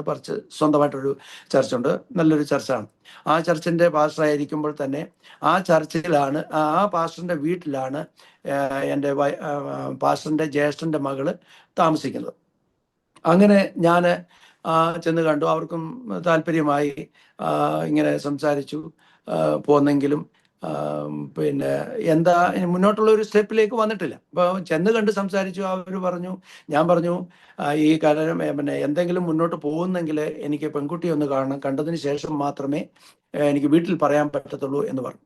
വീട്ടിൽ പറയാൻ പറ്റത്തുള്ളൂ എന്ന് പറഞ്ഞപ്പം പിന്നീട് ഞാൻ അവരോട് പറഞ്ഞപ്പോൾ എന്നാൽ പിന്നെ പെൺകുട്ടിയെ കാണാനുള്ള അവസരം ഒരുക്കാൻ പറഞ്ഞിട്ട് പെൺകുട്ടിയെ കാണാനായിട്ട് ഞാൻ ചെന്നു. എൻ്റെ ഈ അവസ്ഥകളൊക്കെ ഞാൻ ഈ പെൺകുട്ടിയുമായിട്ട് സംസാരിക്കുന്നു. ഞാനും എൻ്റെ കൂട്ടുകാരനോടൊപ്പം, എൻ്റെ മറ്റേ ആരുമില്ല. എൻ്റെ ജ്യേഷ്ഠൻ്റെ അളിയൻ എന്ന് പറഞ്ഞാൽ അവരാരും സഹകരിക്കില്ല. കാരണം ഞാൻ പെന്തക്കോസ്തിലായതുകൊണ്ട് എന്നോട് ഒരു വിരോധമുണ്ടല്ലോ, സ്നേഹക്കുറവല്ല, ഈ വിശ്വാസത്തിൽ വന്നതുകൊണ്ടുള്ള എൻ്റെ ഒരു കാര്യത്തിന് അവർ സഹകരിക്കുന്നില്ല. അങ്ങനെ ഞാൻ മുന്നോട്ട് പോയി പെൺകുട്ടിയെ കണ്ടു. പെൺകുട്ടിക്ക് ഞങ്ങൾ തമ്മിൽ പരസ്പരം കണ്ട് ഇഷ്ടപ്പെടുവാനായിട്ടിടയായി. അവർക്കും ഇഷ്ടപ്പെട്ടു, എനിക്കും ഇഷ്ടപ്പെട്ടു. അങ്ങനെ കാര്യങ്ങൾ മുന്നോട്ട് നീങ്ങട്ടെ എന്ന് പറഞ്ഞ് ഇങ്ങനെ നിൽക്കുമ്പോൾ ഞാൻ ഈ വിവരം എൻ്റെ വീട്ടിൽ വിളിച്ചു പറഞ്ഞു. ഞാൻ വീട്ടിൽ വിളിച്ചു പപ്പായോട് പറഞ്ഞു, പപ്പ ഞാൻ ഇവിടെ ഒരു പെൺകുട്ടിയെ കണ്ടിട്ടുണ്ട്, നിങ്ങളത് അവരുടെ വീട്ടിൽ പോകണം, വീട്ടിൽ പോയി കണ്ട് ആലോചിച്ച് കാര്യങ്ങളെ ചെയ്യണമെന്ന് ഞാനിങ്ങനെ പറഞ്ഞു. ഞാനിത് പറയുകയും എൻ്റെ പപ്പ പറഞ്ഞത്, എൻ്റെ വീട്ടിൽ ഒരു ബന്ധക്കോസുകാരിയുടെ വിവാഹം എൻ്റെ വീട്ടിൽ വെച്ച് ഞാൻ നടത്തത്തില്ല. ഒന്ന്. രണ്ടാമത്, എൻ്റെ വീട്ടിൽ ഞാൻ വെച്ച വീട്ടിൽ ഒരു ബന്ധക്കോസുകാരിയെ താമസിക്കുവാനും ഞാൻ അനുവദിക്കത്തില്ല. എൻ്റെ കല്യാണം അതോടുകൂടി തീർന്നു. എനിക്ക് ഈ നാട്ടിൽ പോയിട്ട് വേണമല്ലോ കല്യാണം നടക്കാൻ. നാട്ടിൽ വീട്ടിൽ കയറ്റത്തില്ല, വീട്ടിൽ വെച്ച് കല്യാണം നടത്താനായിട്ട് അനുവദിക്കത്തില്ല. ഞാൻ ആ പാടെ വിഷമത്തിലായി. എന്തോ ചെയ്യാനാ, ഇവിടെ തമ്മിലൊരു ധാരണയിൽ എത്തുകയും ചെയ്തു. അപ്പോൾ വീട്ടുകാർ, ഞാൻ അവരോട് പറഞ്ഞു വീട്ടുകാർ തമ്മിൽ പോയി ഒന്ന് കാണട്ടെ, സാഹചര്യങ്ങളൊക്കെ മനസ്സിലാക്കട്ടെ എന്ന് പറഞ്ഞു. അങ്ങനെ ഞാൻ ഈ കാര്യങ്ങളൊക്കെ പറഞ്ഞെങ്കിലും പപ്പ ഒരു കാരണവശാലും, മറ്റുള്ളവർക്കാർക്കും ഒരു പ്രശ്നമില്ല, അമ്മയ്ക്കൊരു വിഷയമില്ല, സഹോദരങ്ങൾക്കും ആ ഒരു പ്രശ്നമില്ല, മറ്റുള്ളവരുടെ എല്ലാം വിവാഹം നടന്നു. എൻ്റെ വിവാഹം വന്നപ്പം ഒരു ബന്ധുക്കോസുകാരിയാണെന്ന് പറഞ്ഞപ്പോൾ വീട്ടിൽ കയറ്റത്തില്ല, വീട്ടിൽ വെച്ച് നടത്തത്തുമില്ല, എൻ്റെ വീട്ടിൽ ഞാൻ താമസിപ്പിക്കത്തുമില്ലെന്ന് പറഞ്ഞു. കാരണം വീട്ടിലെ ഇളയ മകനാകുമ്പം ആ വീട് എനിക്കുള്ളതാണ്. എനിക്കുള്ള വീടാണെങ്കിലും എൻ്റെ പപ്പ വെച്ച വീടാണ്. എൻ്റെ പപ്പ വെച്ച വീട്ടിൽ ഒരു ബന്ധക്കോസുകാരിയെ താമസിപ്പിക്കത്തില്ലെന്ന് പറയുന്ന ആ പിതാവിൻ്റെ ആ ബന്ധക്കോസുകാരോടുള്ള ആ വൈരാഗ്യം മനസ്സിലാക്കണം. അത്രമാത്രം എതിർപ്പാണ്. അങ്ങനെ ഞാനിരിക്കുമ്പോൾ ഞാനും പടെ ഇങ്ങനെ എന്താ ചെയ്യുന്നത്, എൻ്റെ വിവാഹത്തെക്കുറിച്ച് അവർക്കും ഒരു ചിന്തയില്ല, എങ്ങനെയും കല്യാണം കഴിച്ച് പോകട്ടെ എന്നുള്ളൊരു ചിന്തയൊന്നും അവർക്കില്ല. ഞാൻ ഈ വിവരം എൻ്റെ ഈ പാസ്റ്ററോടും പിന്നെ എൻ്റെ കൂട്ടുകാരനോടും പെൺകുട്ടിയുടെ വീട്ടുകാരോടൊക്കെ ഇങ്ങനെ പറഞ്ഞു. അവർ പിന്നെ കുറച്ച് 1-2 മാസത്തേക്ക് പിന്നെ ഒന്നും മിണ്ടിയില്ല. കാരണം എന്താണെന്നുള്ളത്, കാരണം അവർക്കും ഒരു ഐഡിയ കിട്ടുന്നില്ല. കാരണം നാട്ടിൽ വെച്ച് കല്യാണം നടക്കുന്നില്ല, പിന്നെ എവിടെ വെച്ച് നടത്തും? അങ്ങനെ ഇരിക്കുമ്പോഴാണ് ഒരു കാര്യം എല്ലാവരും കൂടെ ആലോചിച്ചു, എന്നാൽ ഒരു കാര്യം ചെയ്യാം, നമുക്ക് ഈ അബുദാബിയിൽ വെച്ച് തന്നെ കല്യാണം നടത്താമെന്ന് പറഞ്ഞു. അപ്പം ഞാൻ പറഞ്ഞു, ഈ അബുദാബി വെച്ച് കല്യാണം നടത്തുക എന്ന് പറഞ്ഞാൽ ഒരു ചെറിയ കാര്യമല്ലല്ലോ. ഈ മനോഹരമായ ഈ പട്ടണത്തിൽ വെച്ച് ഈ ഹെൽപ്പറായ എൻ്റെ വിവാഹം നടത്തുക എന്ന് പറഞ്ഞാൽ അതിന് ഇത്രയും വലിയ പണ ചെലവും കാര്യങ്ങളും ഒക്കെ ഉണ്ടാവുമല്ലോ എന്നും പറഞ്ഞ് ഞാൻ അതിനെക്കുറിച്ച് ഇങ്ങനെ ചിന്തിച്ചു. ഞാനും പിന്നെ പെട്ടെന്നൊന്നും ചിന്തിച്ചാൽ എന്നാൽ പിന്നെ ഇവിടെ വെച്ച് തന്നെ നടത്താമെന്ന് ഞാനും അങ്ങ് തീരുമാനിച്ചു. എങ്ങനെയാണ് കാര്യങ്ങളെന്ന് ചോദിച്ചു. 2 കൂട്ടരും കൂടെ ഒന്നിച്ച് ആ കല്യാണം നടത്താമെന്ന് ചോദിച്ചു. അപ്പോൾ അങ്ങനെ എൻ്റെ വീട്ടിൽ നിന്ന് ആരും വന്നില്ല. ആകെ വന്നതെന്ന് പറഞ്ഞാൽ എൻ്റെ അമ്മാച്ചൻ, ഏറ്റവും ഇളയ അമ്മാച്ചനും അമ്മാവിയും ന്യൂയോർക്കിലുണ്ട്. ന്യൂയോർക്കിൽ നിന്ന് ഇവിടെ കല്യാണത്തിന് വരുവാനായിട്ടിടയായി. അങ്ങനെ അമ്മാച്ചനും അമ്മാവിയും മാത്രം പങ്കെടുത്ത് എൻ്റെ വിവാഹം ഒക്ടോബർ 25-ാം തീയതി വൈകിട്ട് രാത്രി 8 മണിക്ക് എൻ്റെ കല്യാണം നടക്കുകയാണ്. എൻ്റെ കല്യാണം നടക്കുമ്പോൾ എൻ്റെ വീട്ടുകാരുമില്ല, ഞാനും എൻ്റെ കൂട്ടുകാരും എൻ്റെ കമ്പനിയിലുള്ളവരും മാത്രം. പിന്നെ എൻ്റെ കല്യാണം നടന്നു. എൻ്റെ കല്യാണം നടന്നു കഴിഞ്ഞപ്പോഴാണ് ഞാൻ എത്ര മനോഹരമായിട്ടാണ് എൻ്റെ ദൈവം എൻ്റെ വിവാഹം നടത്തിയതെന്ന് ഞാൻ ഓർത്തു. നാട്ടിൽ വെച്ച് കല്യാണം നടത്തുകയാണെങ്കിൽ 100-500 പേരെ ചുറ്റുപാടുമുള്ളവരും പെണ്ണിൻ്റെയും ചെറുക്കൻ്റെയും ആൾക്കാർ വന്ന് കല്യാണം നടത്തും. ഇവിടെ വെച്ച് ഞാൻ കല്യാണം നടത്തിയപ്പോൾ ഉണ്ടായ വിഷയം എന്താണെന്ന് വെച്ചാൽ 10 രാജ്യക്കാരാണ് എൻ്റെ കല്യാണത്തിന് കൂടിയത്. ഒരു ചെറിയ വിവാഹമല്ല നടന്നത്. എനിക്ക് അത് ഓർക്കുമ്പോൾ ഭയങ്കര സന്തോഷമാണ്.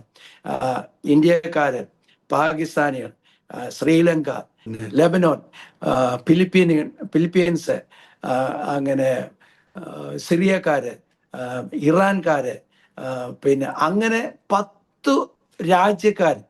നോർത്ത് നോക്കുക, നമ്മുടെ നാട്ടിൽ വെച്ചൊരു കല്യാണം നടന്ന കേരളത്തിലുള്ളവർ മാത്രം സംബന്ധിക്കുക.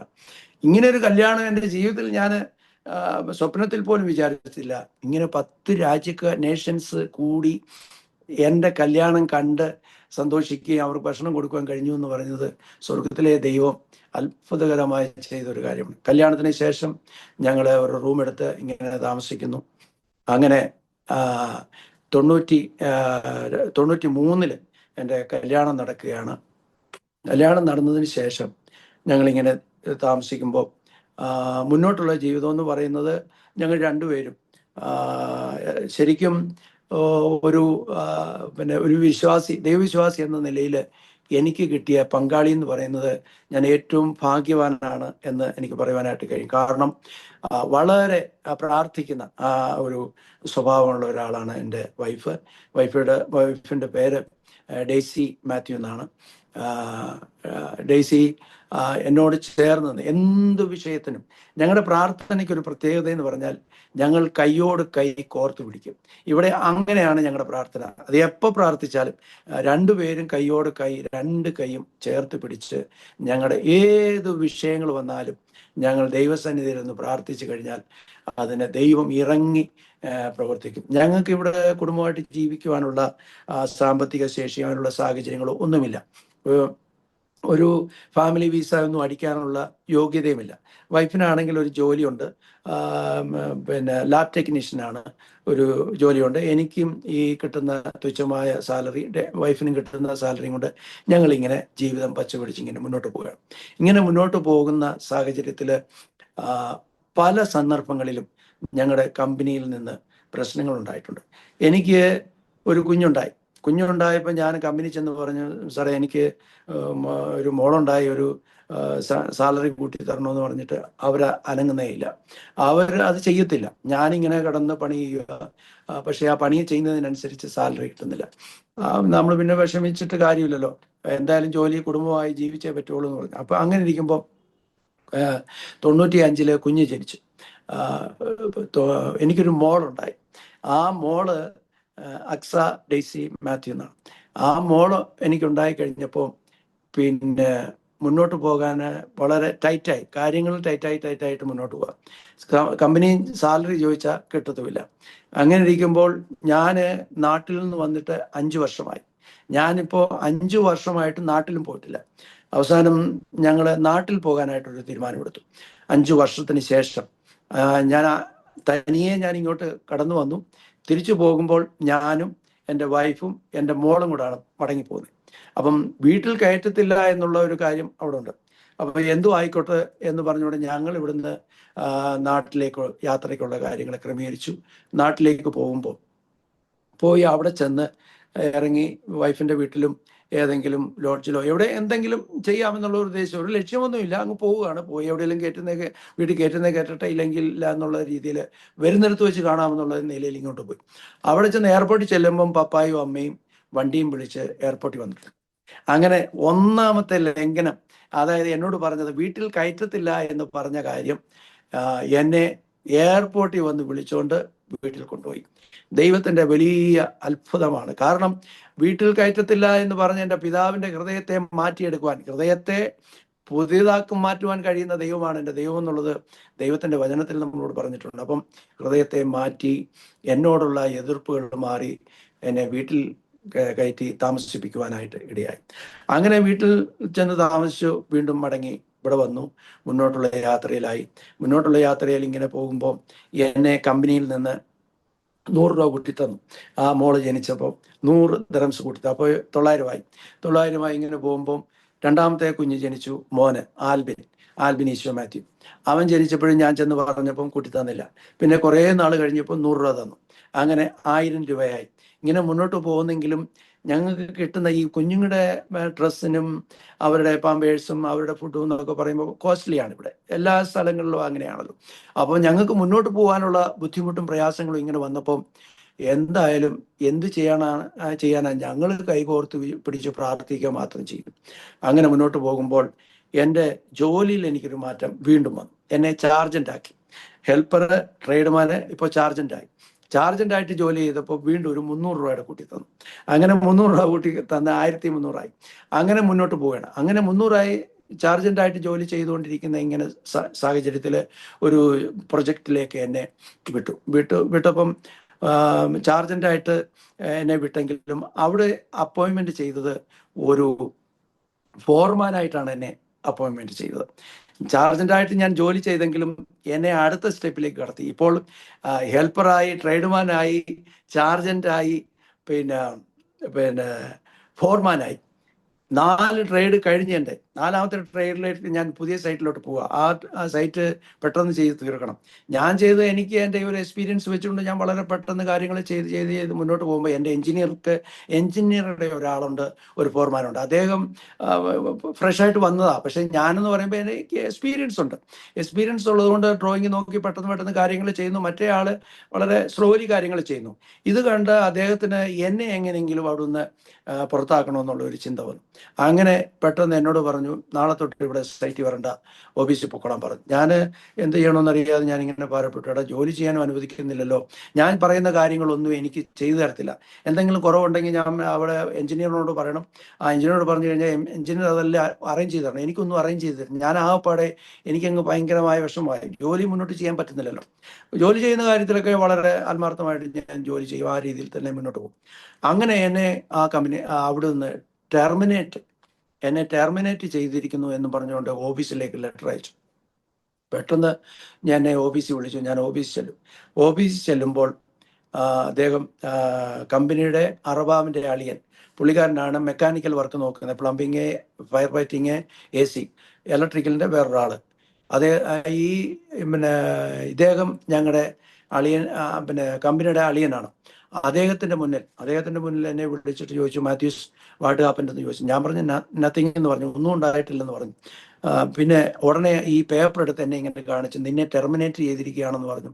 ഞാൻ പറഞ്ഞു, ടെർമിനേറ്റ് ചെയ്തെങ്കിൽ ഞാനൊന്നും ഒരു തെറ്റും ചെയ്തിട്ടില്ല, ടെർമിനേറ്റ് ചെയ്യുന്നെങ്കിൽ എത്രയും പെട്ടെന്ന് ചെയ്തോളാൻ പറഞ്ഞു. എനിക്ക് യാതൊരു ചിന്തയും ഇല്ലാതെ ഞാൻ ഈ പറയുന്നത്, എത്രയും പെട്ടെന്ന് ടെർമിനേറ്റ് ചെയ്തോളാൻ പറഞ്ഞു, എനിക്കൊരു വിഷമവും ഇല്ലെന്ന് പറഞ്ഞു. അപ്പം വീണ്ടും അദ്ദേഹം എന്നോട് ചോദിച്ചു, വാട്ട് ഹാപ്പൻഡ് എന്ന് പറഞ്ഞു, നിനക്ക് എന്ത് പറ്റിയെന്ന് ചോദിച്ചു. ഞാൻ പറഞ്ഞു, എനിക്കൊന്നും പറ്റിയിട്ടില്ല, എത്രയും പെട്ടെന്ന് എന്നെ ടെർമിനേറ്റ് ചെയ്തു, എനിക്കൊരു വിഷയമില്ലെന്ന് പറഞ്ഞു. അദ്ദേഹം പെട്ടെന്ന് ഫോൺ എടുത്തിട്ട് ആരെയോ ഇങ്ങനെ വിളിച്ചിട്ട് അദ്ദേഹം പറഞ്ഞു, പെട്ടെന്ന് ഇങ്ങോട്ട് വരാൻ പറഞ്ഞു. ആരെയോ വിളിച്ചു വന്നപ്പോൾ നബീൽ എന്ന് പറഞ്ഞ ഒരാളാണ്. വിളിച്ചിട്ട് അവിടെ വന്നിട്ട് അദ്ദേഹത്തിൻ്റെ മുന്നിൽ എന്നിട്ട് ചോദിച്ചു, ഈ മനുഷ്യനെ നിനക്ക് അറിയാമോ എന്ന് ചോദിച്ചു. ഞാനങ്ങനെ എനിക്ക് പരിചയമൊന്നുമില്ല. അറിയാമോന്ന് ചോദിച്ചാൽ അറിയാമെന്ന് അദ്ദേഹം പറഞ്ഞു. അറിയാമെന്ന് പറഞ്ഞു. നിനക്ക് ഇവനെ വേണമെന്ന് ചോദിച്ചു. എനിക്ക് വേണമെന്ന് പറഞ്ഞു. അദ്ദേഹം ടെൻഡർ സെക്ഷനിനകത്ത് ഇരിക്കുകയാണ്. ഈ പ്രൊജക്റ്റൊക്കെ വരുമ്പോൾ ടെൻഡർ ചെയ്യുന്ന ഒരു സെക്ഷനുണ്ട്, ടെൻഡറിങ് സെക്ഷനിൽ ഇരിക്കുകയാണ്. അപ്പം നിനക്ക് ഇവനെ വേണമെങ്കിൽ കൊണ്ടുപോകാൻ പറഞ്ഞു. അദ്ദേഹം എന്നെ വിളിച്ചുകൊണ്ട് പോയി വലിയൊരു ഹോളിനകത്ത് വലിയൊരു ടേബിളിൻ്റെ മുമ്പിൽ ഒരു കറങ്ങുന്ന കസാറയൊക്കെ ഉണ്ട്. ആ കസാറയിലോട്ട് കൊണ്ട് നിർത്തിയിട്ട് പറഞ്ഞു, നീ ഇന്ന് തൊട്ട് ഇവിടെ ഇരുന്നോളാൻ പറഞ്ഞു, എൻ്റെ അസിസ്റ്റൻ്റായിട്ട് ഇരിക്കാൻ പറഞ്ഞു. ആ സൈറ്റിൽ കടന്ന് കറങ്ങി ഈ ചൂടും പിടിച്ച് 50 ഡിഗ്രി ചൂടിനകത്ത് കറങ്ങി തിരിഞ്ഞ് നടന്ന ഞാൻ ഒരു ടെർമിനേഷൻ ലെറ്റർ എനിക്ക് കിട്ടിയപ്പോഴത്തേക്ക് ഞാൻ കമ്പനിയുടെ ഹെഡ് ഓഫീസിൽ കറങ്ങുന്ന കസാരയിൽ ഓഫീസിൽ ചെന്നെത്താൻ പറ്റി. ഇത് എൻ്റെ ദൈവം എനിക്ക് വേണ്ടി ചെയ്ത കാര്യമായിട്ടാണ് ഞാൻ മനസ്സിലാക്കുന്നത്. അങ്ങനെ അവിടെ ഇരുന്ന് പെട്ടെന്ന് അദ്ദേഹം പറഞ്ഞു, നിന്റെ ജോലി എന്താണെന്ന് ചോദിച്ചാൽ ഡ്രോയിങ് വരും, ഓരോ പ്രൊജക്റ്റിൻ്റെ ഡ്രോയിങ് വരും. ആ ഡ്രോയിങ്ങിൽ നിന്ന് എന്തെല്ലാം എക്യുപ്മെൻറ്റ്സ്, മെറ്റീരിയല്, പൈപ്പ്, ഇതെല്ലാം അതുണ്ടോ അതെല്ലാം എടുത്ത് ഒരു എക്സൽ ഷീറ്റിനകത്ത് അല്ലെങ്കിൽ പേപ്പറിനകത്ത് എഴുതിയിട്ട് തരണമെന്ന് പറഞ്ഞു. അപ്പം ഞാനത് വളരെ പെട്ടെന്ന് എനിക്ക് കൊടുക്കാൻ പറ്റും, കാരണം പ്രാക്ടീസ് ഉള്ളത് കൊണ്ട്. കഴിഞ്ഞ ഒരു 3-4 വർഷം അവിടെ ജോലി ചെയ്തതുകൊണ്ട് എനിക്ക് നല്ല പ്രാക്ടീസാണ്. ഞാൻ പെട്ടെന്ന് ഇത് എടുത്തു കൊടുക്കുന്നു.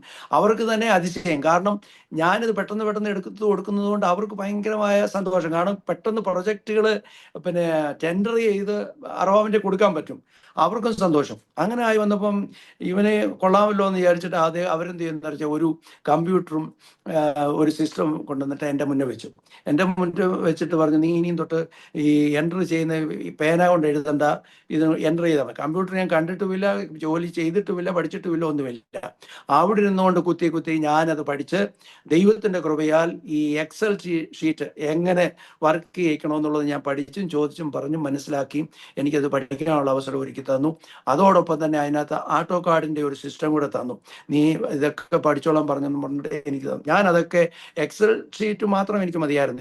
ഞാൻ ഫ്രീ ആയിരിക്കുന്ന സമയത്ത്, എപ്പോഴും പ്രൊജക്റ്റ് വരത്തില്ല, ഞാൻ ഫ്രീ ആയിരിക്കുന്ന സമയത്ത് ഞാൻ ഈ AutoCAD ഉണ്ട്, AutoCAD അത് നോക്കുകയും അത് പഠിക്കുകയും മനസ്സിലാക്കുകയും ഒക്കെ എൻ്റെതായ രീതിയിൽ ഇങ്ങനെ പഠിക്കുമായിരുന്നു. അങ്ങനെ പഠിച്ച് പെട്ടെന്ന് പ്രൊജക്റ്റുകൾ ചെയ്തു കൊടുക്കുകയും ഒക്കെ ചെയ്തതിൻ്റെ വെളിച്ചത്തിൽ എനിക്ക് ടെൻഡർ സെക്ഷനിൽ ജോലി അവിടെ. അപ്പം ഞാൻ എൻ്റെ ട്രേഡ് മാറി, ഫോർമാൻ എന്നുള്ള ട്രേഡ് മാറിയിട്ട് ഇപ്പം ടെൻഡറിങ്ങിലായി. അപ്പോൾ ഹെഡ് ഓഫീസിൽ ജോലിയായി. ഇങ്ങനെ ജോലി ചെയ്തുകൊണ്ടിരിക്കുന്ന സമയത്ത് പുതിയൊരു പ്രൊജക്റ്റ് വന്നപ്പം പെട്ടെന്ന് അത് തീർക്കേണ്ടതാണ്.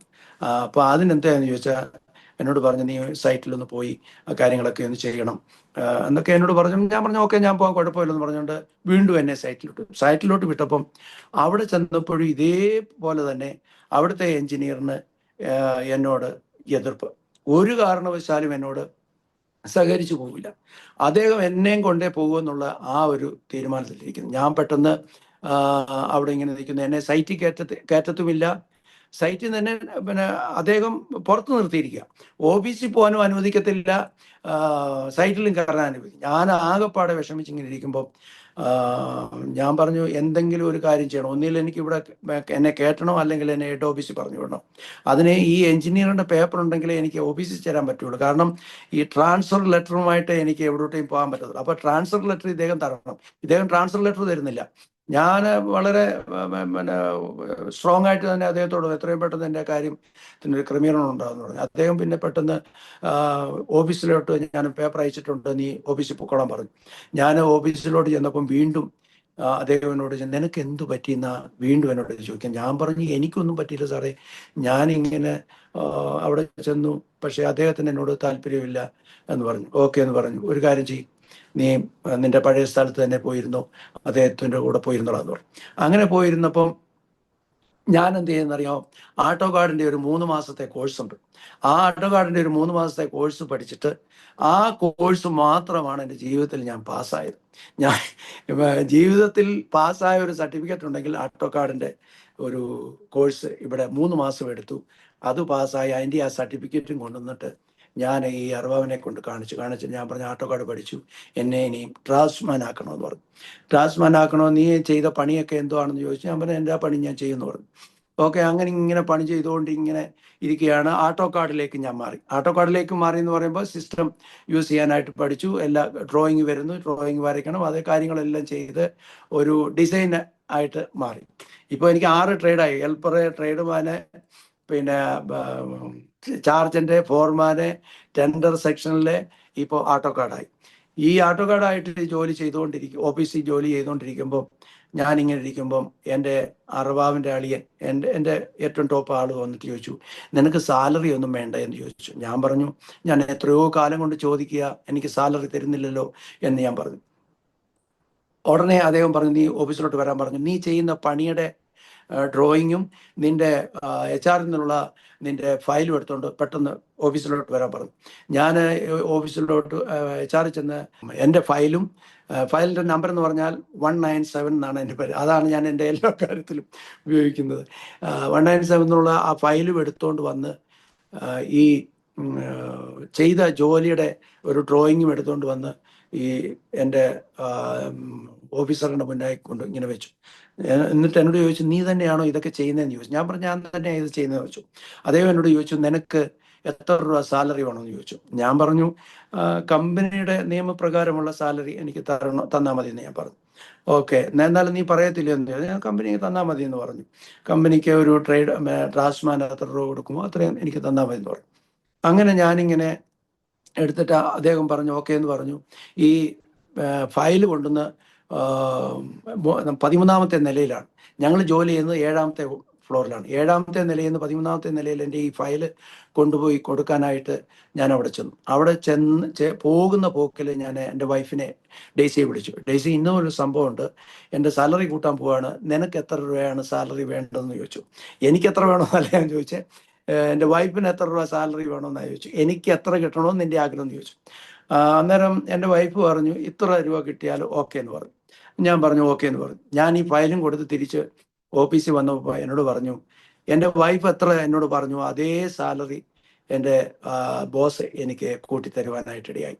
വർഷങ്ങൾ കൊണ്ട് ഞാൻ സാലറി ചോദിച്ചിട്ട് എനിക്ക് തരാത്ത എൻ്റെ അധികാരി എന്നെ വിളിച്ച് എനിക്ക് സാലറി കൂട്ടി തന്നു. ദൈവം എന്ന് പറയുന്ന ഒരാള് നമ്മൾ രുചിച്ചറിയണം. നമ്മൾക്ക് രുചിച്ചറിഞ്ഞെങ്കിൽ മാത്രമേ ദൈവത്തോട് ചേർന്ന് നടക്കാൻ പറ്റുകയുള്ളൂ.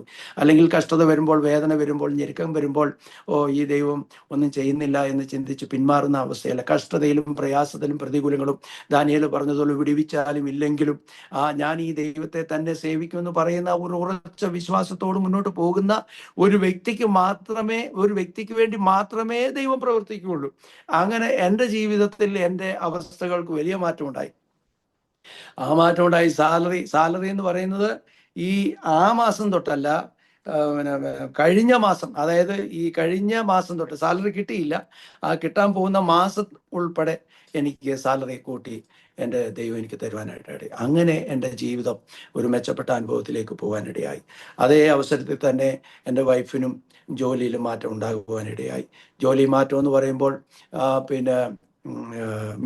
ഇവിടുത്തെ ഷെയ്ഖ് സായിദ് മിലിറ്ററി ഹോസ്പിറ്റലിൽ എൻ്റെ വൈഫിന് ടെക്നീഷ്യനായിട്ട് ജോലി കിട്ടുവാനായിട്ടിടയായി. ആ ജോലി അങ്ങനെ കിട്ടി, എനിക്കും കിട്ടി, എൻ്റെ വൈഫിനും കിട്ടി. ഞങ്ങളുടെ ജീവിതം വളരെ മെച്ചമായ അനുഭവത്തിൽ കൂടെ മുന്നോട്ട് പോയി. ജീവിതത്തിൽ ഒരിക്കൽ പോലും എത്ര ക്ഷീണിച്ചാലും മീറ്റിങ്ങിന് പോകാതിരിക്കത്തില്ല, മീറ്റിങ്ങിന് പോയിരിക്കും. എല്ലാ കാര്യങ്ങളിലും വളരെ എഫക്റ്റോടുകൂടി ദൈവത്തെ ആരാധിക്കുവാനും മഹത്വപ്പെടുത്തുവാനും അങ്ങനെ മുന്നോട്ട് പോകുവാനായിട്ട് എൻ്റെ ദൈവം എന്നെ സഹായിച്ചു. ഞാൻ ഇത് പറയുമ്പോൾ ദൈവം നടത്തിയ വഴികളെക്കുറിച്ച് പറയുമ്പോൾ എൻ്റെ കണ്ണുകൾ നിറയാണ്. കാരണം എന്നാന്ന് ചോദിച്ചാൽ, ദൈവത്തിൻ്റെ സ്നേഹം നമ്മൾ ദൈവത്തോട് പറ്റിച്ചേർന്നാൽ ദൈവം എത്രമാത്രം നമ്മളെ സ്നേഹിക്കും എന്നുള്ളത്. നമുക്ക് ആ സ്നേഹത്തിൽ കൂടെ തന്നെ കഷ്ടതയും ഞെരുക്കവും പ്രയാസവും വരും. അതൊക്കെ നമുക്കൊരു വലിയ സന്തോഷമാണ്. അതിൽ നിന്നൊരു വിടുതൽ കിട്ടുമ്പോൾ ഉണ്ടാകുന്ന ഒരു സന്തോഷം. അങ്ങനെ ജീവിതം മുന്നോട്ട് പോകുവാനായിട്ട് ഇടയായി. ഇനിയും എൻ്റെ വീട്ടിലെ വിഷയങ്ങൾ, ഇതിനിടയ്ക്ക് പല പ്രാവശ്യം ഞാൻ നാട്ടിലേക്ക് കടന്നുപോയി. അവസാനം എൻ്റെ വസ്തുവിൻ്റെ കാര്യം, വീട് വീതം വെക്കുന്നത്, ഈ കാര്യങ്ങളെക്കുറിച്ച് ഞാൻ എൻ്റെ പപ്പായോട് പറഞ്ഞു. കാരണം എന്താണെന്ന് ചോദിച്ചാൽ, പ്രായമായി കഴിയുമ്പോൾ പിന്നീട് ഞാൻ തന്നെ അങ്ങോട്ട് പറയുമായിരുന്നു, പപ്പ ഈ വസ്തു വീതം വെക്കണം. കാരണം എന്താണെന്ന് ചോദിച്ചാൽ, പപ്പ എനിക്ക് വസ്തുവും വീടും ഒന്നും തരത്തില്ലല്ലോ. അങ്ങനെ അത് എഴുതി വെച്ച് ആ കാര്യങ്ങൾ അങ്ങ് ക്ലിയർ ചെയ്യണം. കാരണം എന്താണെന്ന് ചോദിച്ചാൽ, പപ്പായുടെ കാലശേഷം പിന്നെ എന്താവുമെന്ന് അറിയത്തില്ല. പിന്നെ ജ്യേഷ്ഠന്മാർ തമ്മിൽ ഞാൻ ചെന്നിട്ട് എനിക്കും വീതം വേണം എന്നൊക്കെ പറഞ്ഞ് പ്രശ്നങ്ങൾ ഉണ്ടാകാതിരിക്കാൻ പപ്പ ജീവനോടിരിക്കുമ്പോൾ തന്നെ എല്ലാം ചെയ്യണമെന്ന് പറഞ്ഞു. അങ്ങനെ പപ്പായ്ക്കും അത് ബോധ്യപ്പെട്ടു. ശരിയാണല്ലോ അവൻ പറയുന്നത്, എല്ലാം വീതം വെച്ച് എല്ലാം കാര്യങ്ങൾ ക്ലിയർ ആക്കാൻ പറഞ്ഞു. അങ്ങനെ വീതം വെച്ച് ക്ലിയർ ആക്കാൻ തീരുമാനിക്കുമ്പോൾ വീട് ഒരു കാരണവശാലും എനിക്ക് തരത്തില്ല. എൻ്റെ ജ്യേഷ്ഠന് വീട് കൊടുത്തു. വസ്തു വീതം വെച്ചപ്പോൾ വസ്തു എനിക്ക് തന്നു. അപ്പം വസ്തു തരത്തില്ലെന്ന് പറഞ്ഞത് അത് ക്ലിയറായി. വീട്ടിൽ കയറ്റത്തില്ലെന്ന് പറഞ്ഞതും ക്ലിയറായി. എൻ്റെ വീട് തരത്തില്ലെന്ന് പറഞ്ഞത് മാത്രം പപ്പ തന്നില്ല. കാരണം അത്രയ്ക്ക് വാശിയാണ്. കാരണം ഞാൻ വെച്ച വീട്ടിൽ ഒരു ബന്ധുക്കോസാരിയെ താമസിപ്പിക്കത്തില്ലെന്ന് പറഞ്ഞു. അത് പപ്പയുടെ വാശിയാണ്. അതങ്ങനെ ചെയ്തു. എനിക്കത് വേണ്ട, എനിക്ക് വീടും വേണ്ട, വസ്തുവും വേണ്ട, ഒന്നും വേണ്ട. പക്ഷേ ഇത് വീതം വെച്ച് കഴിഞ്ഞു കഴിഞ്ഞാൽ അവർക്ക് അവരുടേതായ സന്തോഷത്തോടു കൂടി ജീവിക്കാം. ഒരു കാരണവശാലും വീതം വെക്കാതെ കിടന്നാൽ എന്തെങ്കിലും എൻ്റെ ഉള്ളിൽ ഒരു ചിന്ത വരികയാണ്, അത് എനിക്ക് അവകാശപ്പെട്ടതാണെന്ന് പറഞ്ഞുകൊണ്ടൊരു പ്രശ്നം ഉണ്ടായാൽ അത് വലിയ വിഷയമായി മാറുമല്ലോ. അതുകൊണ്ടാണ് ഞാൻ പറഞ്ഞത്, പപ്പ ജീവനോട് ഇരിക്കുമ്പോൾ തന്നെ ആ കാര്യങ്ങളെ ക്ലിയർ ചെയ്യണമെന്ന് പറയുവാനായിട്ട് ഇടയായി.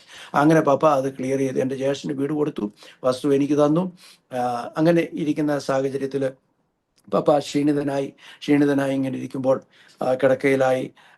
കിടക്കുന്ന സാഹചര്യത്തിൽ സുബോധമില്ലാതെ, അതായത് ഒരു പ്രത്യേക സാഹചര്യത്തിൽ ഇങ്ങനെ കിടക്കും. ഒരു 2-3 മാസമായിട്ട് ഇങ്ങനെ പപ്പായ്ക്ക് പിന്നെ ഈ തിരിച്ചറിയുവാൻ, നമ്മളെ ഒന്നും മനസ്സിലാകാൻ പറ്റാതെ ഇങ്ങനെ സൈലൻ്റായിട്ട് കിടക്കുന്ന ഒരു അവസ്ഥയിലേക്ക് വരുവാനായിട്ടായി. അങ്ങനെ വരുമ്പോൾ ഞാൻ ഇവിടെ നിന്ന് നാട്ടിൽ ചെന്നു പപ്പായെ ശുശ്രൂഷിക്കുവാൻ. എൻ്റെ കഴിവനുസരിച്ച്, എപ്പോഴും ഞാൻ കൂടെ ഇരുന്നു എന്നുള്ളതല്ല, ഇവിടുത്തെ സാഹചര്യം അനുസരിച്ച് ഞാൻ നാട്ടിൽ പോയി. ഒരു പ്രാവശ്യം നാട്ടിൽ ചെന്ന് പപ്പായുടെ കൂടെ നിന്ന് സഹകരിക്കുവാനും ശുശ്രൂഷിക്കുവാനും, അങ്ങനെ പപ്പ ഈ ലോകത്തു നിന്ന് മാറ്റപ്പെടുകയും പപ്പായെ വേണ്ടതുപോലെ ശുശ്രൂഷിക്കുവാനും, പപ്പ അവസാനം പറഞ്ഞ കാര്യം, എൻ്റെ ശവം പോലും ഞാൻ നിന്നെ കാണിക്കത്തില്ലെന്ന് പറഞ്ഞെടുത്ത് എനിക്ക് പപ്പായെ ശുശ്രൂഷിച്ച് എൻ്റെ ശവമടക്കിന് വേണ്ട എല്ലാ സഹായ സഹകരണങ്ങളും ചെയ്ത് മാന്യമായിട്ട് തന്നെ അത് ചെയ്ത് തീർക്കുവാനായിട്ട് ദൈവം എന്നെ സഹായിച്ചു.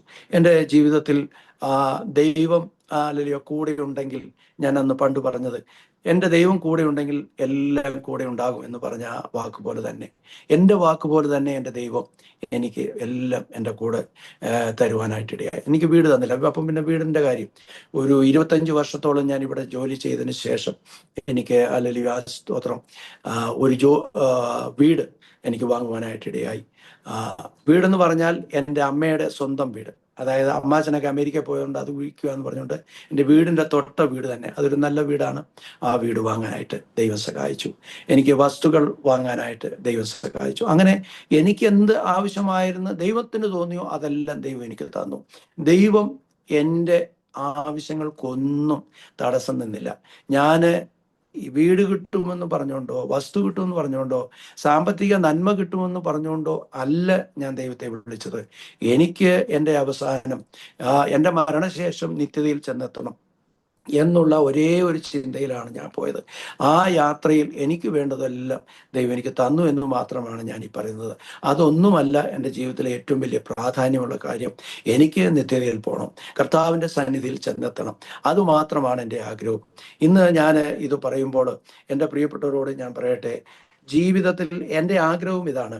ഹല്ലേലൂയ, സ്തോത്രം. ഒരു കാര്യം ഞാൻ പറയട്ടെ, ആരെങ്കിലും ഇതേപോലെ രക്ഷിക്കപ്പെട്ട് സ്നാനപ്പെട്ടിട്ട് പിതാവിൻ്റെയോ മാതാവിൻ്റെയോ സഹോദരങ്ങളുടെയോ സഭയുടെയോ എതിർപ്പുകൾ മുഖാന്തരം അവർക്ക് മുന്നോട്ട് വരുവാൻ കഴിയുന്നില്ലെങ്കിൽ, നിങ്ങൾ ഒരു സ്റ്റെപ്പ് മുന്നോട്ട് വെച്ചാൽ നിങ്ങൾക്ക് വേണ്ടി 2 സ്റ്റെപ്പ് വെക്കുന്നവനാണ് എൻ്റെ ദൈവം എന്ന് എനിക്ക് എൻ്റെ അനുഭവത്തോടു കൂടി പറയുവാനായിട്ട് കഴിയും. അതുകൊണ്ട് ആരെങ്കിലും എന്നെ കേൾക്കുന്ന ആൾക്കാർ മുന്നോട്ട് പോകാൻ കഴിയാതെ, ഞാൻ ഈ ദൈവത്തെ അറിഞ്ഞു പക്ഷെ എനിക്ക് മുന്നോട്ട് പോകാൻ കഴിയുന്നില്ല എന്ന് നിങ്ങൾക്ക് തോന്നുന്നെങ്കിൽ, ഇന്ന് ഈ പകൽ സമയത്ത് എൻ്റെ പ്രിയപ്പെട്ടവരോട് ഞാൻ പറയുന്നത്, നിങ്ങൾ ഒരു സ്റ്റെപ്പ് വെച്ച് മുന്നോട്ട് പോയാൽ നിങ്ങളെ നടത്തുവാൻ ദൈവം വിശ്വസ്തനാണ്. ദാനിയേൽ ഹല്ലേലൂയ ജാതികൾ ഉയർത്തിയതായ ബിംബത്തെ ആരാധിക്കുകയില്ല എന്ന് പറഞ്ഞ് ഉറപ്പോടുകൂടി മുന്നോട്ട് പോയപ്പോൾ തൻ്റെ ജീവിതത്തിൽ ദൈവം ഒരുക്കിയ വഴികളെക്കുറിച്ച് നമുക്ക് വായിക്കുവാനായിട്ട് ഇടയായിത്തീരും. അതുകൊണ്ട് നമ്മൾ ഒരു സ്റ്റെപ്പ് വെക്കുക, ദൈവം നമുക്ക് വേണ്ടി 2 സ്റ്റെപ്പ്. നമ്മൾ 2 സ്റ്റെപ്പ് വെച്ചാൽ 4 സ്റ്റെപ്പ് വെക്കുന്ന ദൈവം, നമുക്ക് വേണ്ടി മുന്നമേ സകലതും കണ്ടുവച്ചിരിക്കുന്ന ദൈവം, അത് പ്രാപിച്ചെടുക്കുവാനായിട്ട് നമ്മൾ തുനിയുന്നുവെങ്കിൽ അത് നമ്മുടെ ജീവിതത്തിൽ ഏറ്റവും അനുഗ്രഹമായി തീരുവാൻ ഇടയാകും. എൻ്റെ ജീവിതത്തിലുണ്ടായ ഒരു സംഭവം കൂടെ ഞാൻ പറയട്ടെ. ഞങ്ങൾ മീറ്റിങ്ങിന് കടന്നു പോകുമ്പോൾ കാരണം 900 രൂപയാണ് റെന്റ് കൊടുക്കേണ്ടത്. റെന്റ് കൊടുക്കേണ്ട പൈസ ഞങ്ങളുടെ ഡെയ്സിയുടെ പേഴ്സിനകത്ത് വെച്ചിട്ട് ഞങ്ങൾ ഹോസ്പിറ്റലിലോട്ട് പോകും. പ്രേയറിന് പോകും. പ്രേയറിന് ടാക്സിയിൽ കയറിയിട്ട് അവിടെ ചെന്നിട്ട് ടാക്സിയിൽ നിന്ന് ഇറങ്ങുമ്പോൾ കുഞ്ഞിനെ എടുത്തുകൊണ്ട് ഇറങ്ങി പോന്നു. ടാക്സിയിൽ ബാഗ് അങ്ങ് മറന്നുപോയി. മീറ്റിങ്ങിന് ചെന്നപ്പോഴത്തേക്ക് ബാഗ് എടുത്തില്ലല്ലോ എന്ന് പറഞ്ഞപ്പോഴത്തേക്ക് ഒരു പട്ടാൻ സ്വദേശിയാണ്, അദ്ദേഹം വണ്ടിയുമായിട്ട് അങ്ങ് പോയി. ഞങ്ങൾ വീട്ടിൽ വന്നപ്പം കുഞ്ഞിനെ എടുത്തുകൊണ്ട് വന്നു. കുഞ്ഞിന് പാല് കൊടുക്കാനുമില്ല. ആകെപ്പാടെ വിഷമത്തിലായി ഇങ്ങനെ ഇരിക്കുമ്പോൾ കുറച്ച് നേരം കഴിഞ്ഞ് ചർച്ചിൽ പറഞ്ഞു. കുറച്ച് നേരം കഴിഞ്ഞപ്പോൾ ഒരാൾ അവിടെ വന്നു, നിങ്ങളുടെ ആരുടെയും ബാഗ് കളഞ്ഞു പോയിട്ടുണ്ടോ എന്ന് ചോദിച്ചു. അവൻ പറഞ്ഞു, ഞങ്ങളുടെ ഒരു ബാഗ് പോയിട്ടുണ്ടെന്ന് പറഞ്ഞു. ഞങ്ങൾ പെട്ടെന്ന് ചെന്ന് ആ ബാഗെല്ലാം നോക്കിയത്, അകത്ത് തുറന്ന് 900 രൂപ ഉണ്ടോയെന്നാണ്. കാരണം എന്നാന്ന് ചോദിച്ചാൽ, ഈ 900 രൂപ നാളെ ഈ റെന്റ് കൊടുത്തെങ്കിൽ മാത്രമേ അടുത്ത 1 മാസം ജീവിക്കാൻ പറ്റത്തുള്ളൂ, അവിടെ താമസിക്കാൻ പറ്റത്തുള്ളൂ. അവിടെ താമസിക്കണമെങ്കിൽ ഈ 900 രൂപ കൊടുക്കണം. 900 രൂപ എനിക്ക് നഷ്ടപ്പെട്ടാൽ ജീവിതത്തിൽ ഒരിക്കൽ പോലും എനിക്ക് ഈ 900 രൂപ കടം വീട്ടാനായിട്ട് പറ്റത്തില്ല. കാരണം കിട്ടുന്നു, ചിലവാകുന്നു. 1 രൂപ പോലും എനിക്ക് സേവ് ചെയ്യാൻ പറ്റത്തില്ല. സേവിങ് ഉണ്ടെങ്കിൽ മാത്രമേ എനിക്ക് കടം വാങ്ങിച്ചാൽ അത് കൊടുത്തു തീർക്കാൻ പറ്റുള്ളൂ. ദൈവം എത്ര വിശ്വസ്തനാണ്. ആ 900 രൂപയിലും ബായികയിലും അദ്ദേഹം കൈകൊണ്ട് പോലും പിടിക്കാൻ പേടിച്ച് കാണും. കാരണം ദൈവം പറഞ്ഞു കാണും, അതേ ജസ്റ്റ് പിടിച്ച് നീ അവിടെ കൊണ്ട് കൊടുക്കാൻ പറഞ്ഞു കാണും. അങ്ങനെ പിടിച്ചു കൊണ്ടു തന്നു. 1 രൂപ പോലും എടുത്തില്ല. ദൈവം അത്ര വിശ്വസ്തനാണ്. ദൈവം നമ്മുടെ ആവശ്യങ്ങൾ അറിഞ്ഞ് പ്രവർത്തിക്കുന്ന ദൈവമാണ്. ഒരിക്കൽ ഈ ഞങ്ങളുടെ കുഞ്ഞുങ്ങൾക്ക് ഭക്ഷണം കൊടുക്കുവാനെന്ന് പറഞ്ഞാൽ, പാല് കൊടുക്കുവാനൊക്കെ പൈസ ഇല്ലാത്ത സാഹചര്യങ്ങൾ വരും. പാല് വാങ്ങിച്ചു കൊടുക്കുവാനുള്ള സാഹചര്യങ്ങൾ വരുമ്പോഴും ആ സമയത്തും ദൈവം അതിനുള്ളതായ അവസരങ്ങളെ ഒരുക്കി തരും. അങ്ങനെ ദൈവം അത്ഭുതകരമായി അതിശയകരമായി ഞങ്ങളെ ഈ പട്ടണത്തിൽ കാത്തുപരിപാലിപ്പാൻ ദൈവം ഇടയാക്കി. ഞാൻ ഇത് പറയുമ്പോൾ എൻ്റെ വൈഫ് എന്നെക്കുറിച്ച് എനിക്ക് പറയാതിരിക്കാൻ പറ്റത്തില്ല. എന്നോട് ചേർന്ന് നിന്ന്, അല്ലെങ്കിൽ എൻ്റെ എല്ലാ ബലഹീനതകളും എന്ന് പറഞ്ഞാൽ, എനിക്ക് കോപമുണ്ടാകും. എൻ്റെ ജീവിതത്തിൽ എൻ്റെ പഴയ സ്വഭാവങ്ങൾ ഒരു പക്ഷേ സംസാരിക്കുമ്പോഴും അങ്ങനെയൊക്കെ ഉണ്ടാവുമെങ്കിലും അതൊക്കെ വളരെ തന്മയത്വത്തോടെ അത് മനസ്സിലാക്കി എനിക്ക് വേണ്ടി പ്രാർത്ഥിക്കാം. ഞാനിങ്ങനെ രാത്രിയിൽ ഇങ്ങനെ കിടക്കുമ്പോൾ എൻ്റെ വൈഫ്, ഞാൻ ചിലപ്പോൾ ഉറങ്ങി കാണത്തില്ല, പക്ഷേ എൻ്റെ വൈഫ് എൻ്റെ തലയിൽ ഇങ്ങനെ കൈവച്ച് പ്രാർത്ഥിക്കുന്ന അനുഭവങ്ങൾ ആദ്യകാലങ്ങളിൽ ഒക്കെ ഞാനത് മനസ്സിലാക്കിയിട്ടുണ്ട്. അപ്പം ഞാനിങ്ങനെ ഓർക്കും, എന്തിനാ എൻ്റെ തലയിൽ ഇങ്ങനെ കൈവച്ച് പ്രാർത്ഥിക്കുന്നത്? മനസ്സുകൊണ്ട് പ്രാർത്ഥിക്കും, പക്ഷേ തലയിൽ ഇങ്ങനെ. അപ്പം എത്രമാത്രം സ്നേഹത്തോടും സഹകരിച്ച് സന്തോഷത്തോട് പോകുവാൻ, പ്രാർത്ഥിച്ച് എല്ലാ കാര്യങ്ങളിലും വിടുതൽ ഏറ്റെടുക്കുവാനായിട്ട് ഞങ്ങളുടെ കുടുംബ ജീവിതത്തിൽ ദൈവം സഹായിച്ചു. 2 കുഞ്ഞുങ്ങളുടെ കാര്യം പറയുമ്പോൾ, എൻ്റെ കുഞ്ഞുങ്ങള്, മൂത്ത മോള് അക്സാമോള്, അവളെ ജോർജിയയിൽ വിട്ട് മെഡിസിൻ പഠിപ്പിക്കുവാനായിട്ട് ഇടയായി. അവിടുന്ന് പഠനത്തിന് ശേഷം ഉപരിപഠനത്തിന് വേണ്ടി USA അമേരിക്കയിലേക്ക് വിടുവാനിടയായി. അവിടെ പോയി ഉപരിപഠനം നടത്തുമ്പോൾ മോക്ക് വിവാഹ ആലോചന വരുവാനായിട്ട് ഇടയായി. അങ്ങനെ വിവാഹം എങ്ങനെ നടത്തുമെന്നുള്ളത് ചിന്തിച്ചു. കോവിഡിൻ്റെ മൂർധന്യ അവസ്ഥ, ആകെപ്പാടെ വിഷമിച്ചു. കോവിഡ് ആയിരിക്കുന്ന സമയത്ത് ഞങ്ങൾക്ക് പോകാൻ പറ്റത്തില്ല, അവർക്ക് ഇങ്ങോട്ടും വരാൻ പറ്റത്തില്ല. പക്ഷേ വിവാഹം നിശ്ചയിച്ച് വളരെ കുറേ ദിവസങ്ങളായി ഞങ്ങൾ നിശ്ചയിച്ച സമയത്തൊന്നും നടക്കാൻ പറ്റാതെ വന്നപ്പോൾ ഞങ്ങൾ ഇങ്ങനെ പറഞ്ഞു, നിങ്ങളൊരു കാര്യം ചെയ്യുക, അവിടെ വെച്ച് കല്യാണം നടത്തിക്കോ, ഞങ്ങൾക്ക് വരാൻ പറ്റിയില്ലെങ്കിൽ നിങ്ങൾ മാതാവും പിതാവും ഉണ്ടല്ലോ എന്ന് പറഞ്ഞ് അവിടെയുള്ള ഒരു ഡോക്ടറാണ്. ആ ഡോക്ടറുമായിട്ടുള്ള വിവാഹം അവിടെ വെച്ച് നടത്താനായിട്ട് ഇങ്ങനെ തീരുമാനിച്ച് കാര്യങ്ങൾ മുന്നോട്ട് പോയി. കാരണം ഈ കോവിഡ് എന്ന് തീരുമെന്നുള്ളതിനെ കുറിച്ച് നമുക്കറിയത്തില്ല. പക്ഷേ ഞങ്ങൾ തീരുമാനിച്ചു, ഞങ്ങൾക്കും സംബന്ധിക്കാൻ പറ്റത്തില്ല, എന്നാൽ ഇനി നാട്ടിൽ വന്നും പറ്റത്തില്ല, നിങ്ങൾ കല്യാണം കഴിച്ചോ എന്ന് പറഞ്ഞുകൊണ്ട് ഞങ്ങൾ അവർക്ക് അനുവാദം കൊടുത്ത് അങ്ങനെ തീരുമാനിച്ച് വിവാഹം അവിടെ വെച്ച് നടത്താനായിട്ട് തീരുമാനിക്കുകയും, ഞങ്ങൾക്ക് എന്ത് ചെയ്യണം, എന്നാൽ ഒരു കാര്യം ചെയ്യാം, എംബസിയിൽ പോയി ഞങ്ങളുടെ ഒന്ന് രജിസ്റ്റർ ചെയ്യാം, എന്തെങ്കിലും കേട്ടിട്ടെന്ന് പറഞ്ഞു. ആ സമയത്ത് മോന് നാട്ടിലാണ്, മോന് ഇങ്ങോട്ട് വരാനും പറ്റത്തില്ല, ഫ്ലൈറ്റ് ഇല്ല, ആകപ്പാടെ പ്രശ്നത്തിൽ ഇരിക്കുന്നു. ഞങ്ങൾ എന്തായാലും ഇൻ്റർവ്യൂവിന് പോയി, ഇൻ്റർവ്യൂ അറ്റൻഡ് ചെയ്തു, ഞങ്ങൾക്ക് വിസ കിട്ടി. 15-ാം തീയതി കല്യാണം നടക്കുന്നുവെങ്കിൽ 10-ാം തീയതി വിസ കിട്ടി. 5 ദിവസം കൊണ്ട് കാര്യങ്ങൾ ക്രമീകരിച്ച് ഇവിടുന്ന് ഇത്തിഹാദ് ഫ്ലൈറ്റ് ലാസ്റ്റ് പോവുകയാണ്. ആ ഫ്ലൈറ്റിന് ടിക്കറ്റ് എടുത്ത് ഞങ്ങൾക്കും എനിക്കും എൻ്റെ വൈഫിനും അമേരിക്കയിൽ പോകാനായിട്ട് ദൈവാവസരം ഒരുക്കി. അങ്ങനെയും ദൈവത്തിൻ്റെ വലിയ കാരുണ്യമുണ്ടായി. എൻ്റെ വിവാഹം ഇവിടെ വെച്ച് നടന്നു. എൻ്റെ മോടെ വിവാഹം അമേരിക്കയിൽ വെച്ച് നടക്കുവാൻ ആ കോവിഡിൻ്റെ മൂർധന്യാവസരത്തിൽ നടത്തുവാനായിട്ട് ഇടയായി.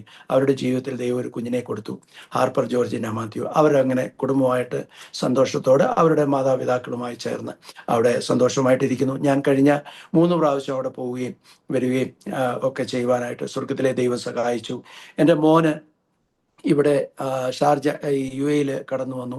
UAE അവന് എൻജിനീയറിങ് കഴിഞ്ഞിട്ട് എയർപോർട്ട് മാനേജ്മെൻറ്റ് പഠിച്ചിട്ട് അവന് UAE കടന്നു വന്നിട്ട് ഷാർജ എയർപോർട്ടിൽ അവന് ജോലിക്ക് പ്രവേശിപ്പാൻ തക്കൊണ്ട് ഇടയായി. അങ്ങനെ മോനെയും ദൈവം അത്ഭുതകരമായി വഴി നടത്തിക്കൊണ്ടിരിക്കുന്നു. അങ്ങനെ ഞങ്ങളുടെ കുടുംബത്തെ ദൈവം അതിശ്രേഷ്ഠമായി അത്ഭുതകരമായി വഴി നടത്തി. ഒറ്റ ആഗ്രഹമുള്ളൂ, ഈ ലോകത്തിൻ്റെ നന്മയും അത് കണ്ട് അതിൽ ആശ്രയിച്ച് മുന്നോട്ട് പോകാതെ ദൈവത്തിലുള്ള ആശ്രയം മുറുകെ പിടിച്ച് നിത്യതയിൽ ചെന്നെത്തുവാനുള്ള അതിവാഞ്ചയോടുകൂടി മുന്നോട്ട് പോകാനായിട്ട് ഞാൻ ആഗ്രഹിക്കുന്നു. എന്നെ കേൾക്കുന്ന എല്ലാവരോടും ഒരിക്കൽ കൂടെ എനിക്ക് പറയുവാനുള്ളത്, തടസ്സങ്ങൾ എത്ര വലുതാണെങ്കിലും അത് സമഭൂമിയാക്കി തരുന്ന ഒരു ദൈവം നമുക്ക് വേണ്ടി ഉയരത്തിലുണ്ട് എന്നുള്ളത് മനസ്സിലാക്കി മുന്നോട്ട് പോകണം. മല മുന്നിൽ നിൽക്കുമ്പോൾ നമ്മൾ നടന്നു പോയാൽ മതി.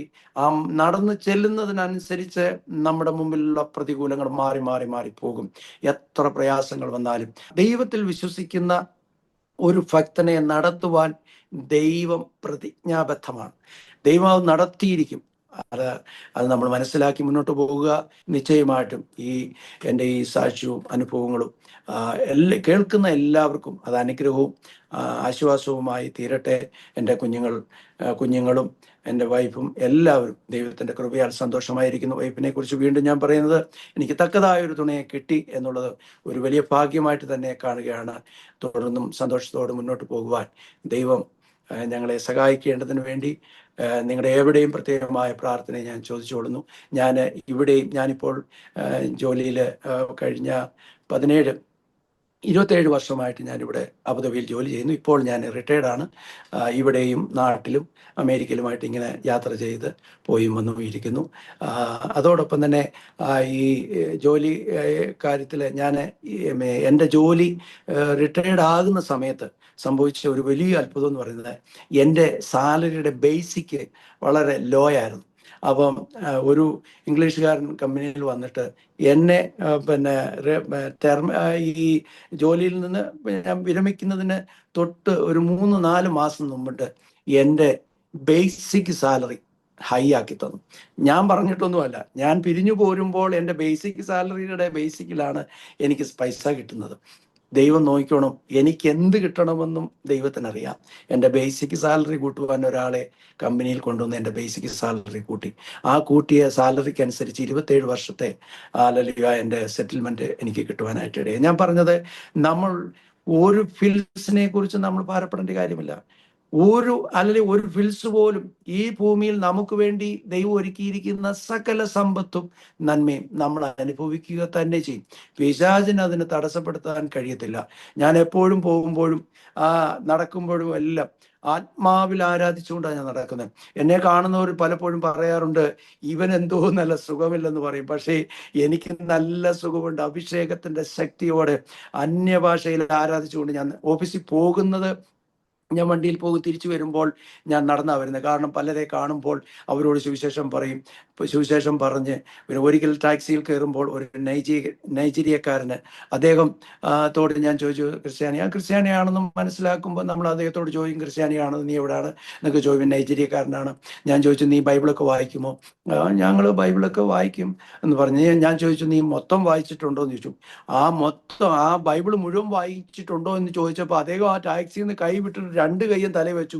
ഇത് മൊത്തം വായിക്കുകയോ? അത് ഒരിക്കലും സാധ്യമല്ലെന്ന് പറഞ്ഞു. ഞാൻ പറഞ്ഞു, അങ്ങനെയല്ല, ദൈവത്തിന്റെ വചനം വായിക്കണം. ഞാൻ പറഞ്ഞു, ഞാൻ 12 പ്രാവശ്യം ദൈവത്തിന്റെ വചനം വായിച്ചു കഴിഞ്ഞെന്ന് പറഞ്ഞു. അദ്ദേഹം വീണ്ടും ആ കൈയെടുത്ത് തലയിൽ വെച്ചു. നീ ഇതെങ്ങനെ 12 പ്രാവശ്യം വായിച്ചെന്ന് ചോദിച്ചു. ഞാൻ പറഞ്ഞു, നമ്മുടെ ജീവിതത്തിൽ വിശ്വാസികളുടെ ഇടയിലും നടക്കുന്ന ഒരു കാര്യമായി. ഈ ദൈവവചനം വായിക്കത്തില്ല. ഉൽപ്പത്തിയിൽ കയറിയിട്ട് വെളിപ്പാടിൽ ഇറങ്ങണം.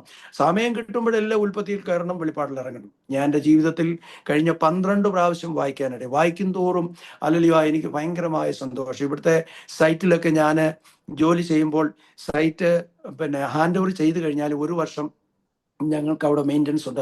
ആ മെയിൻ്റനൻസ് പീരീഡ് എല്ലാവരും കാണത്തില്ല. അവിടെ സെലക്റ്റഡ് ആയിട്ടുള്ള ചില ആൾക്കാർ മാത്രമേ കാണത്തുള്ളൂ.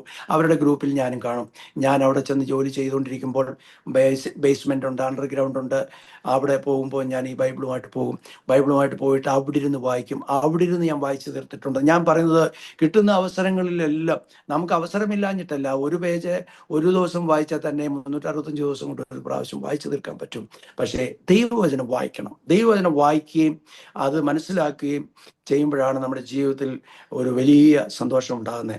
അതോടൊപ്പം തന്നെ ഞാൻ എൻ്റെ കുഞ്ഞുങ്ങളോട് അവർ പഠിച്ച് വരുന്ന സമയത്ത് ദൈവത്തിൻ്റെ വചനം വായിക്കണമെന്ന് പറഞ്ഞു. അവരും 10ാം ക്ലാസ് പാസ്സാകുന്നതിന് മുമ്പ് അവർ 2 പേരും, എൻ്റെ അക്സമോളും ആൽബിമോനും, ഈ ബൈബിള് ഈ 2 പ്രാവശ്യം വായിച്ചു തീർക്കുവാനായിട്ട് ഇടയായി. നമ്മുടെ കുഞ്ഞുങ്ങൾക്ക് കൊടുക്കുവാനുള്ള ഏറ്റവും വലിയ സമ്പത്ത് എന്ന് പറയുന്നത് നമ്മുടെ ഈ ഭൂമിയിലുള്ള ധനമല്ല, ഞാൻ നേടിയ വീടോ വസ്തുവല്ല. ഈ ബൈബിളാണ് അവർക്ക് വേണ്ടി ഒരുക്കപ്പെട്ട സമ്പത്ത് എന്ന് പറഞ്ഞു. ഇത് അവരുടെ ഹൃദയത്തിൽ സംഗ്രഹിച്ചു കഴിഞ്ഞാൽ ഒരു ശത്രുവിനും അവരെ തൊടുവാൻ കഴിയില്ല, അവരെ നശിപ്പിക്കുവാൻ കഴിയില്ല. വചനം അകത്തിരിക്കുമ്പോൾ ശത്രു അടുത്ത് വരികയില്ല. യോബിന്റെ അടുത്ത് ഒരു ശത്രുവിനും അടുക്കാൻ പറ്റാത്തതിന്റെ കാരണം അവന് തീമതിലായിരുന്നു. കാരണം അതുപോലെ തന്നെ നമുക്ക് ചുറ്റും തീമതിലുണ്ട്. ആ വചനം നമ്മുടെ ഉള്ളിലുണ്ടായിരിക്കണം. അങ്ങനെയെങ്കിൽ മാത്രമേ നമുക്ക് മുന്നോട്ട് പോകാൻ കഴിയുള്ളൂ. അങ്ങനെ ഒരു ഉറപ്പോടെ, ധൈര്യത്തോടെ, ഒരു വഴുവഴുപ്പൻ ക്രിസ്തീയ ജീവിതമല്ല. ഹല്ലേലൂയ. ഞാൻ ജീവിക്കുന്നത് ക്രിസ്തു, മരിക്കുന്നത് ലാഭമെന്ന് പറയത്തക്കവണ്ണം നമുക്ക് മുന്നോട്ട് പോകുവാനായിട്ട് കഴിയണം. ആ നിലയിൽ മുന്നോട്ട് പോകുവാൻ എന്നെ കേൾക്കുന്ന എല്ലാ പ്രിയപ്പെട്ടവർക്കും അതേ അളവിൽ വരുവാൻ ദൈവം സഹായിക്കട്ടെ. ഇനി മുന്നോട്ട് പോകുമ്പോൾ സമയം ഓവറാകുന്നു. ദൈവം എല്ലാവരെയും സഹായിക്കട്ടെ. എൻ്റെ ജീവിതയാത്രയിൽ ഇത്രത്തോളം എന്നെ നടത്തിയ ദൈവത്തിന് ഞാൻ വളരെയധികം നന്ദി കരയറ്റുന്നു. ഇങ്ങനെയൊരു അവസരം ഒരുക്കി തന്ന കർത്താവിൻ്റെ ദാസനോടുള്ള നന്ദിയെ ഞാൻ ഈ അവസരത്തിൽ ഓർപ്പിക്കുന്നു. അതോടൊപ്പം തന്നെ അരോമ ടിവിയുടെ സാക്ഷ്യങ്ങൾ കേൾക്കുമ്പോൾ എൻ്റെ മനസ്സിൽ ഞാൻ ഇങ്ങനെ ഒന്ന് ചിന്തിച്ചു, ദൈവമേ, എൻ്റെ ഒരു സാക്ഷ്യം പറയാനുള്ള അത്രയും ഒരു പ്രാധാന്യമുണ്ടോ എന്ന് ഞാനിങ്ങനെ ചിന്തിച്ചു. അങ്ങനെ ഒരു അവസരം കിട്ടിയിരുന്നത് നല്ലതായിരുന്നു എന്ന് ഞാനിങ്ങനെ ചിന്തിച്ച സന്ദർഭമുണ്ട്. വേണ്ട, എൻ്റെ സാക്ഷ്യം പറയേണ്ട കാര്യമൊന്നുമില്ല, അത്ര വലിയ സാക്ഷ്യമൊന്നുമില്ല, മറ്റുള്ളവരെ തട്ടിച്ച് നോക്കുമ്പോൾ എൻ്റെ സാക്ഷ്യത്തിന് അത്ര വാല്യൂ കാണത്തില്ലെന്ന് ഞാൻ തന്നെ വിലയിരുത്തി. പക്ഷേ ദൈവം മുന്നമേ കണ്ടു നോക്കി. ഇന്ന് എനിക്ക് അരോമ ടിവിയുടെ മുന്നിൽ വന്നെൻ്റെ അനുഭവങ്ങളും സാക്ഷ്യങ്ങളും ദൈവത്തെ ഉയർത്തുവാനും ദൈവം തന്ന നല്ല അവസരത്തിനായി ഞാൻ നന്ദിയോടെ സ്തോത്രം ചെയ്യുകയാണ്. എല്ലാ പ്രിയപ്പെട്ടവരും, എന്നെ കേൾക്കുന്ന ഒരു വ്യക്തി പോലും നഷ്ടപ്പെട്ടു പോകാൻ ഞാൻ അനുവദിക്കുകയില്ല, ദൈവം അനുവദിക്കുകയില്ല. നിങ്ങൾ ദൈവത്തെ അറിയണം. കർത്താവിൻ്റെ വരവെങ്കിൽ ഈ സാക്ഷ്യം കേൾക്കുന്ന എല്ലാവരും അല്ലെങ്കിൽ നിത്യതയിൽ കാണും എന്ന് ഞാൻ പൂർണ്ണമായി വിശ്വസിക്കുന്നു. കാണുന്നവർക്ക് വേണ്ടി ഞാൻ പ്രാർത്ഥിക്കും. ദൈവം അതിനുള്ള അവസരങ്ങളെ ഒരുക്കട്ടെ. എനിക്ക് ഇത്രയും സമയം അനുവദിച്ചതെന്ന് കർത്താവിൻ്റെ ദാസനോടും ടീമിനോടുമുള്ള പ്രത്യേക നന്ദിയെ ഒരിക്കൽ കൂടെ ഞാൻ അറിയിക്കുന്നു. ചില കാര്യങ്ങളൊക്കെ ഞാൻ വിട്ടുകളഞ്ഞു, കാരണം സമയമില്ലാത്തതുകൊണ്ട്. ദൈവം ധാരാളമായി എല്ലാവരെയും അനുഗ്രഹിക്കട്ടെ എന്ന് പറഞ്ഞുകൊണ്ട് എൻ്റെ ഈ അനുഭവ സാക്ഷ്യത്തിൽ നിന്ന് ഞാൻ വിരമിക്കുന്നു. ദൈവം എല്ലാവരെയും സഹായിക്കട്ടെ. ഞാനൊരു വാക്ക് പ്രാർത്ഥിച്ച് അവസാനിപ്പിക്കുവാനായിട്ട് ഞാൻ ആഗ്രഹിക്കുന്നു. ഹല്ലേലൂയ. സ്തോത്രം, സ്തോത്രം, സ്തോത്രം, സ്തോത്രം, സ്തോത്രം. നല്ല ദൈവമേ, സ്വർഗ്ഗ പിതാവേ, ഹല്ലേലൂയ, സ്തോത്രം. ഇങ്ങനെ ഹല്ലേലൂയ ദൈവമേ, അരോമ ടിവിയുടെ ഹല്ലേലൂയ സ്തോത്രം ടിവിക്ക് ഒരു അഭിമുഖം കൊടുക്കുവാൻ സ്വർഗത്തിലെ ദൈവം ഒരു അവസരം ഒരുക്കിയത് ഓർത്ത് നന്ദിയോടെ സ്തോത്രം ചെയ്യുന്നു. ഇന്ന് പകൽക്കാലം ഹല്ലേലൂയ വരും ദിവസങ്ങളിൽ എൻ്റെ ഈ സാക്ഷ്യം ശ്രവിക്കുന്ന എല്ലാ പ്രിയപ്പെട്ടവർക്ക് വേണ്ടി ഞാൻ മുന്നമേ പ്രാർത്ഥിക്കുകയാണ്. ദൈവത്തിൻ്റെ വലിയൊരു കരം ഹല്ലേലൂയ ഇത് കേൾക്കുന്നവരുടെ ഹൃദയത്തിൽ ചലിപ്പിക്കുമാറാകണമെന്ന് പ്രാർത്ഥിക്കുന്ന ദൈവത്താൽ അസാധ്യമായിട്ടൊന്നുമില്ല. ദൈവം അത്ഭുതങ്ങളുടെ ദൈവമാണ്. ഇത് കാലത്തിന്റെ അന്ത്യത്തിലേക്ക് നീങ്ങിക്കൊണ്ടിരിക്കുമ്പോൾ അനേക ആയിരങ്ങൾ ഹല്ലേലൂയ രക്ഷയുടെ അനുഭവത്തിലേക്ക് കടന്നു വരേണ്ടതിന് വേണ്ടി ഞങ്ങൾ ദൈവത്തോട് അപേക്ഷിച്ച് പ്രാർത്ഥിക്കും. നിശ്ചയമായിട്ടും ദൈവം ഹല്ലേലൂയ ഒരു വലിയ അത്ഭുതം ചെയ്യുമാറാകണമെന്ന് പ്രാർത്ഥിക്കുന്നു. കേൾക്കുന്നവർ വിടിവിക്കപ്പെടുവാൻ ഹല്ലേലൂയ അത് അവർക്കൊരു അനുഗ്രഹമായി തീരുവാൻ ദൈവം സഹായിക്കുമാറാകണമെന്ന് പ്രാർത്ഥിക്കുന്നു. ഈ അരോമ ടിവിക്ക് വേണ്ടി പ്രാർത്ഥിക്കുന്നു. ടിവിയിൽ നടക്കുന്ന എല്ലാ പ്രോഗ്രാമുകളെയും ദൈവം സഹായിക്കണം. എല്ലാ സാക്ഷ്യങ്ങളെയും ദൈവത്തിന്റെ കരങ്ങളിൽ ഏൽപ്പിച്ച് പ്രാർത്ഥിക്കുന്നു. ഹല്ലേലൂയ ഇത്രത്തോളം ദൈവം നടത്തി മുന്നോട്ടുള്ള കാര്യങ്ങളിൽ അപ്പച്ചന്റെ കരം കൂടിയിരിക്കണം. എല്ലാ നന്മകൾക്കും നന്ദി പറയുന്നു. എന്നെ ഇത് പറയുവാൻ ദൈവം അനുവദിച്ചത് ഓർത്ത് നന്ദിയോടെ ഞാൻ സ്തോത്രം ചെയ്യുന്നു. പ്രാർത്ഥന സ്വർഗം കേട്ടതുകൊണ്ട് സ്തോത്രം. വിഷയങ്ങളുടെ മേൽ ദൈവത്തിന്റെ കരം നീട്ടിയതിനാൽ നന്ദിയോടെ സ്തുതിക്കുന്നു. എല്ലാം യേശു ക്രിസ്തുവിന്റെ വലിയൊരു നാമത്തിൽ താഴ്മയെ അപേക്ഷിക്കുന്നു. കൃപയോട് കേട്ട് ഉത്തരമള്ളുമാറാകണമേ. ആമേൻ. സ്തോത്രം, സ്തോത്രം. ആമേൻ, ആമേൻ, ആമേൻ. താങ്ക് യു പ്രിയ മാത്തിച്ചായൻ. ദൈവം നടത്തിയ അത്ഭുതകരമായ വഴികളെ കുറിച്ച് ദൈവനാമ മഹത്വത്തിന് വേണ്ടി അരോമ ടിവിയുടെ ശ്രോതാക്കളോടൊപ്പം അനുഗ്രഹിക്കപ്പെട്ട ജീവിതാനുഭവം പങ്കുവയ്ക്കുവാൻ സ്വർഗത്തിലെ ദൈവം കൃപ ചെയ്തത് ഓർത്ത് ഞാൻ ദൈവത്തിന് നന്ദി പറയുന്നു. ദൈവം കൊണ്ടുവന്നു എന്നല്ലാതെ പ്രത്യേകിച്ച് ഒന്നും പറയാൻ ഇല്ല.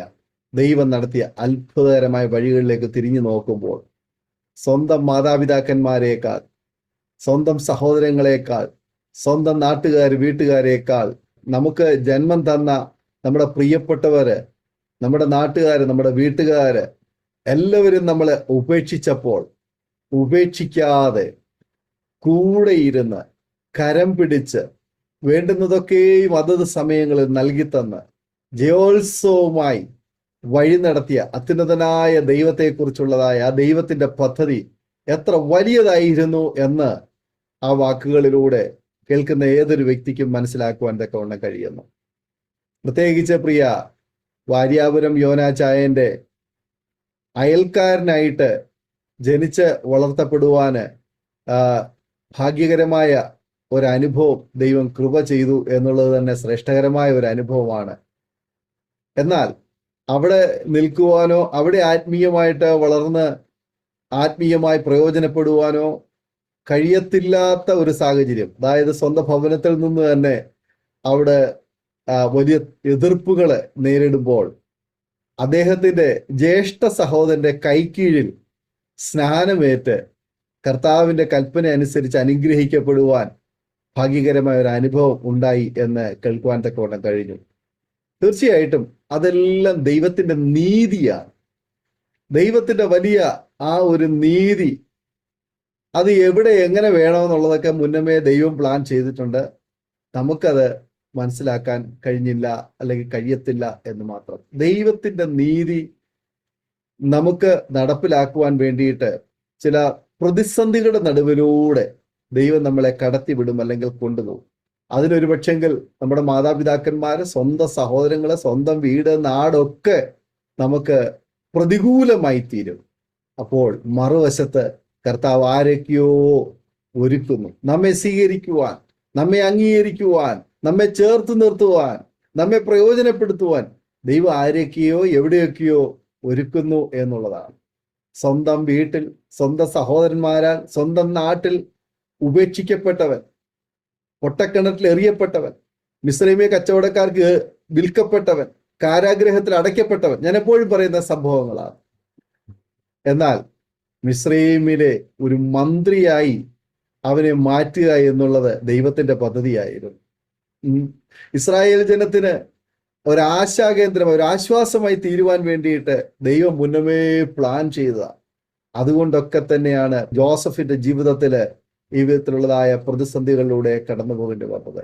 ഇന്ന് പ്രിയ മാത്യുചായന്റെ ജീവിതത്തിലും കടന്നുപോയ ആ പാതകളിലേക്ക് തിരിഞ്ഞു നോക്കുമ്പോൾ കേവലം ഒരു ഹെൽപ്പറായിട്ട് ജീവിതം ആരംഭിച്ചുവെങ്കിൽ ഇന്ന് ശ്രേഷ്ഠകരമായ ഒരു പദവിയിൽ എത്തിച്ചേർന്ന് അവിടുന്ന് റിട്ടയർമെന്റ് ചെയ്യുവാനും കർത്താവിന് വേണ്ടി ഇന്ന് നല്ല സാക്ഷ്യം വഹിപ്പാനും ഒക്കെ കർത്താവ് അവസരങ്ങൾ ഒരുക്കുന്നു.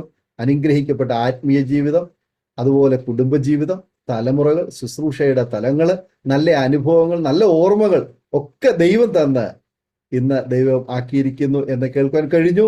കർത്താവിന്റെ ദാസനെയും കുടുംബത്തെയും ശുശ്രൂഷ മണ്ഡലങ്ങളെയും പ്രവർത്തന മേഖലകളെയും ഒക്കെ കർത്താവ് ധാരാളം അനുഗ്രഹിക്കട്ടെ. അനേകരെ ക്രിസ്തുവിലേക്ക് വഴി നടത്തുവാൻ കർത്താവിന്റെ ദാസനെ ഉപയോഗിക്കട്ടെ എന്ന് ഇത്തരണത്തിൽ ആശംസിക്കുന്നു, പ്രാർത്ഥിക്കുന്നു. അരോമ ടിവിയുടെ പ്രേക്ഷകർക്ക് തീർച്ചയായിട്ടും ഈ സാക്ഷ്യം ഒരു വേറിട്ട അനുഭവമായി തീർന്നു എന്ന് തന്നെ ഞങ്ങൾ പൂർണ്ണമായി വിശ്വസിക്കുകയാണ്.